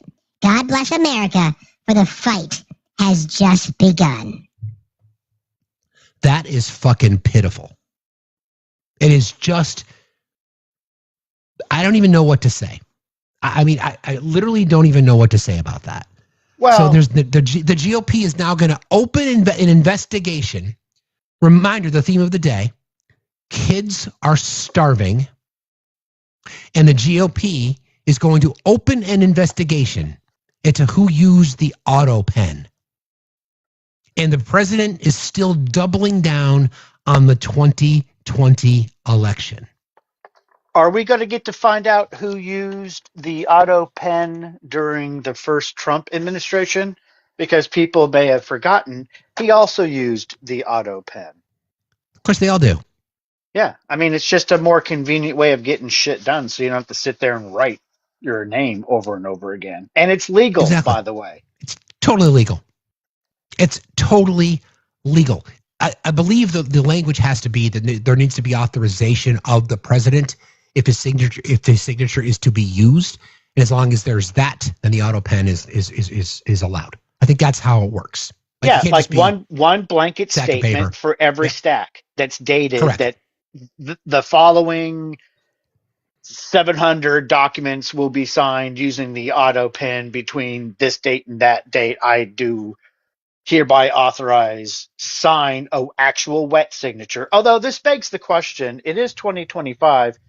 The fuck, DocuSign? Can we get to at least seriously early 2000s technology and just use DocuSign? Shout out to the boys and girls at DocuSign there in Northern California and New York. You know, maybe they should hit up the president and make it seem like it's his idea. They could probably win a pretty big contract. But you know, that's right. Who cares about the auto pen? Really? That's right. This is where we're going, right? Another investigation in which they're going to be like, oh, and we found a check, and it's from somebody's brother, and I'm not going to show you the image, even though I accidentally released it, and it said to repay loan. But let's call that corruption, right? Because we know Republicans don't repay loans. Certainly none of the ones that took out PPP loans. Nope, they're all repaid forgiven. Them, right? And just keep in mind, friends, this is the person we're dealing with. Samsung. Yeah, this guy. Samsung. Yeah, that guy. Samsung. That's the guy we're dealing with. Okay. So Mr. Samsung. Yes, Samsung. I can't even start, or I won't be able to stop laughing. All right. Last thing I want to get to, because obviously he's had a bit of a Twitter fight with Taylor Swift and the boss, Bruce Springsteen. Musicians Union has responded, which I think is great. So this started because Mr. Trump said, has anyone noticed? Oh, sorry, I gotta do this. Sorry. Has anyone noticed that since I said I hate Taylor Swift, she's no longer hot? And then I also said this. I see that highly overrated Bruce Springsteen goes to a foreign country to speak badly about the President of the United States. Me. Never liked him. Never liked his music or his radical left politics. And, importantly, he ain't a talented guy. Just a pushy, obnoxious jerk who fervently supported crooked Joe Biden, a mentally incompetent fool, and our worst ever president who came close to destroy our country. If I wasn't elected, it would have been gone by now. Sleepy Joe didn't have a clue as to what he was doing, but Springsteen's dumb as a rock and couldn't see what was going on, or could he? Which is even worse. This dried out prune of a rocker, his skin is all atrophied, ought to keep his mouth shut until he gets back into the country. That's just standard fare. Then we'll see how it goes for him. Okay. So the American Federation of Musicians has responded. The American Federation of Musicians of the United States and Canada will not remain silent as two of our members, Bruce Springsteen, member of Local 47 LA, and Local 399, Asbury Park, New Jersey, and Taylor Swift, member of Local 257, Nashville, Tennessee, are singled out and personally attacked by the President of the United States. Bruce Springsteen and Taylor Swift are not just brilliant musicians, they are role models and inspirations to millions of people across the world. Whether it's Born in the USA or the Eras Tour, their music is timeless, impactful, and has deep cultural meaning. Musicians have the right to freedom of expression, and we stand in solidarity with all of our members. Good for them for doing that. Good for them for doing that. I like that. This is, again, not everything is designed to be political, but our president makes everything political. You want to pick a fight with Tay-Tay? Knock yourself out, dude. Go for it. Good luck. You want to pick a fight with Bruce? Knock yourself out. Go for it. Here's what's funny.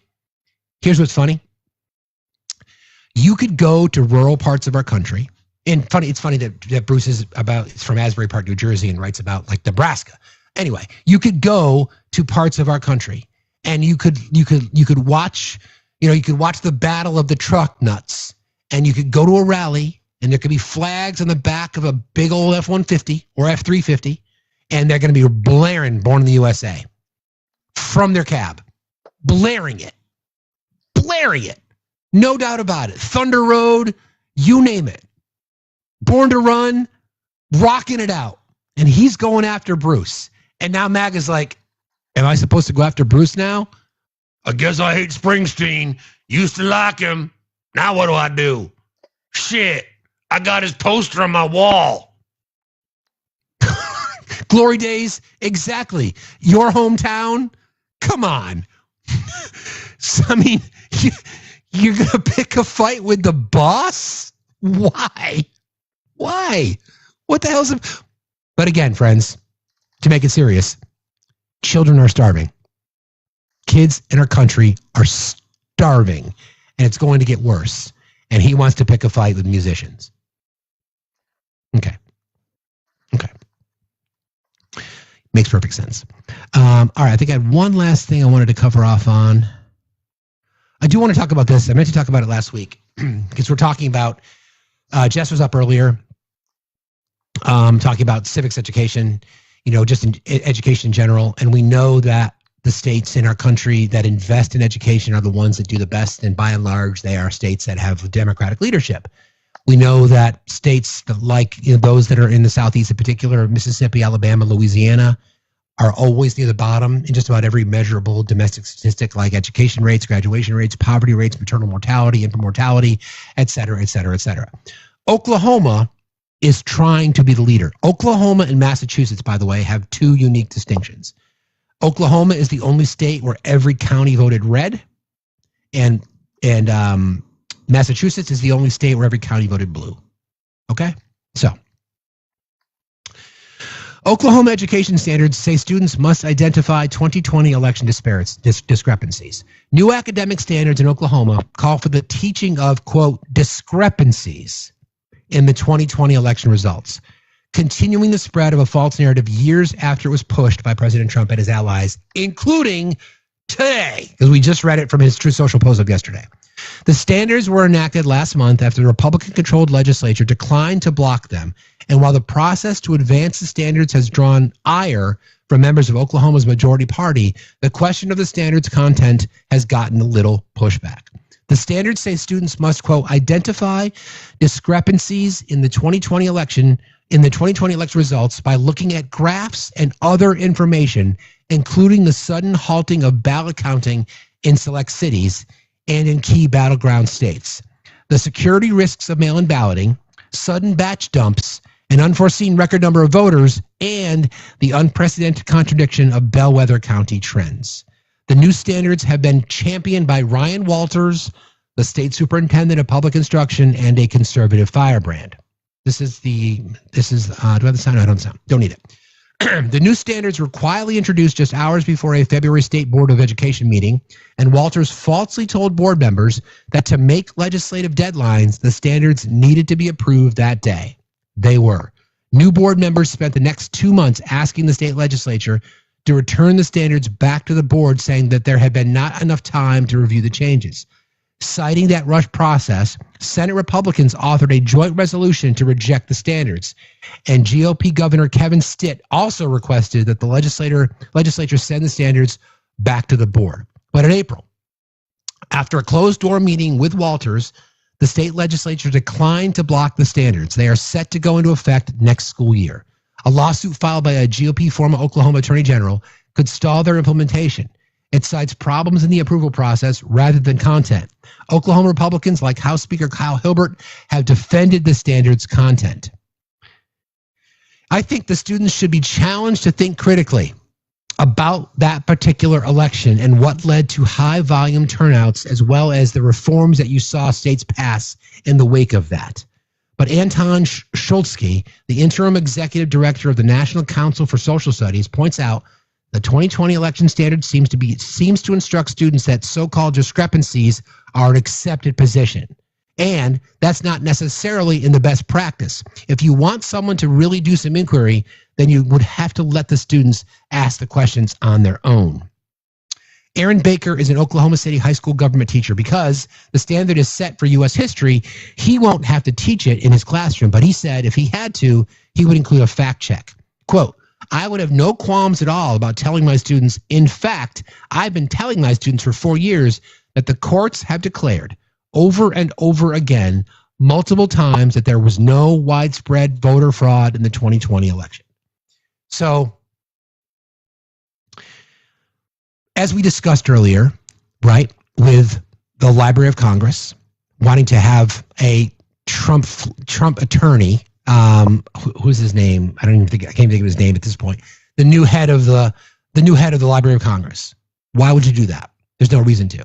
Here you've got Republican legislature and the Republican superintendent, who, by the way, wanted to introduce the Trump Bible into classrooms in the state, wanting to make sure that their curriculum includes education about the Todd Blanche, thanks, Toodle, to want to discrepancies in the 2020 election, of which there were none. This is an attempt to erase history. Plain and simple. Plain and simple. Whether it be removing, using DEI as a cover to eliminate history, Black history in our country, Native history in our country, Stonewall, whatever it might be. This is an opportunity that the Trump administration, Christian nationalists, and others are going to attempt to use to erase history. The claim that Mr. Trump made earlier in that speech that I read, that the January 6th committee has hidden their information, the only people that are going to hide it will be the Trump administration. There's an archive. You can find it. Actually, I think I even have it. Hold on a second. If you go to govinfo.gov/collection/January 6th committee final report, you'll find the entire thing. Select January 6th committee final report and supporting materials collection. It's all been archived. It's all there. Archived. Where would it get archived? Library of Congress. So you're telling me, Steve, yes, Steve, that Todd Blanche, who was Trump's attorney, I'll post it in the Discord. Hold on. There we go. You mean to tell me that Todd Blanche, who was Trump's attorney defending him throughout all this shit, would be the person in charge of perhaps disappearing documents that exist? Meanwhile, Mr. Trump has been telling his voters all along that the select committee deleted all their information. Well, it can't be deleted if it's here. I don't know how that would work. So their claims then would be, it's been deleted. Well, what's been deleted if we don't know what's been deleted? So this, for example, this has the final report, has supporting materials and court documents on file with the select committee hearing videos, transcribed interviews and depositions, video exhibits, web resources referenced by the committee. The whole kit and caboodle. Everything's there. Alex Jones showed statements, court documents, including trial exhibits, the final report itself. What else is in here? Legacy media analysis. Alexander, the video by the Danish filmmaker, etc. It's all here. All of it. It's all here. Sworn testimony, subpoenas issued that people chose to ignore. That's what this whole thing is, right? Let's just erase history. Let's just erase it so we don't have to talk about it. I'm going to use Truth Social and I'm going to use Fox News and others to discredit everyone. So therefore, when they're reporting something that is accurate about me, I can just say it's fake news.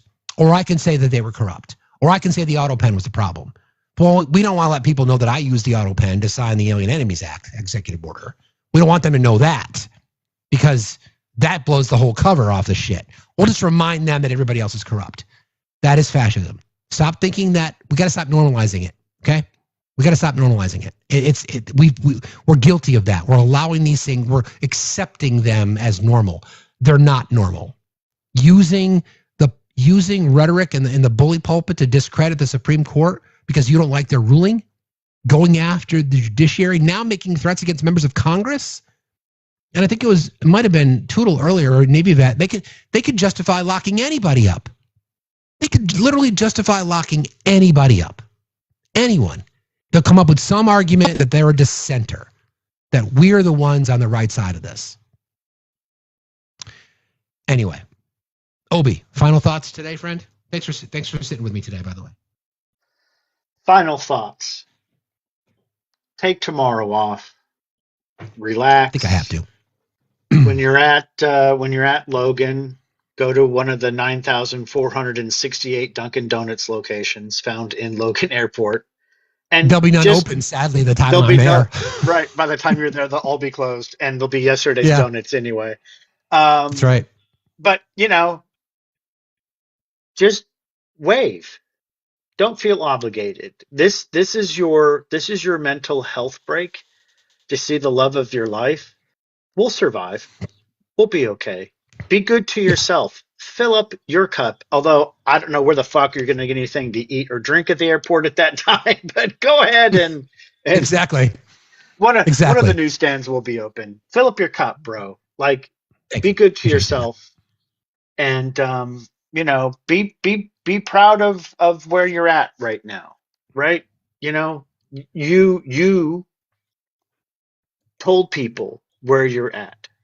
So keep walking through it, but don't feel obligated to come here and entertain folks. You need a break. And by all means, I want to be thoroughly jealoused out when you're out and about in public. So make sure you send us all pictures of yourself being happy with British. So we all have a bar to reach for. I appreciate saying that. I love Thank you for being here. I love you too, buddy.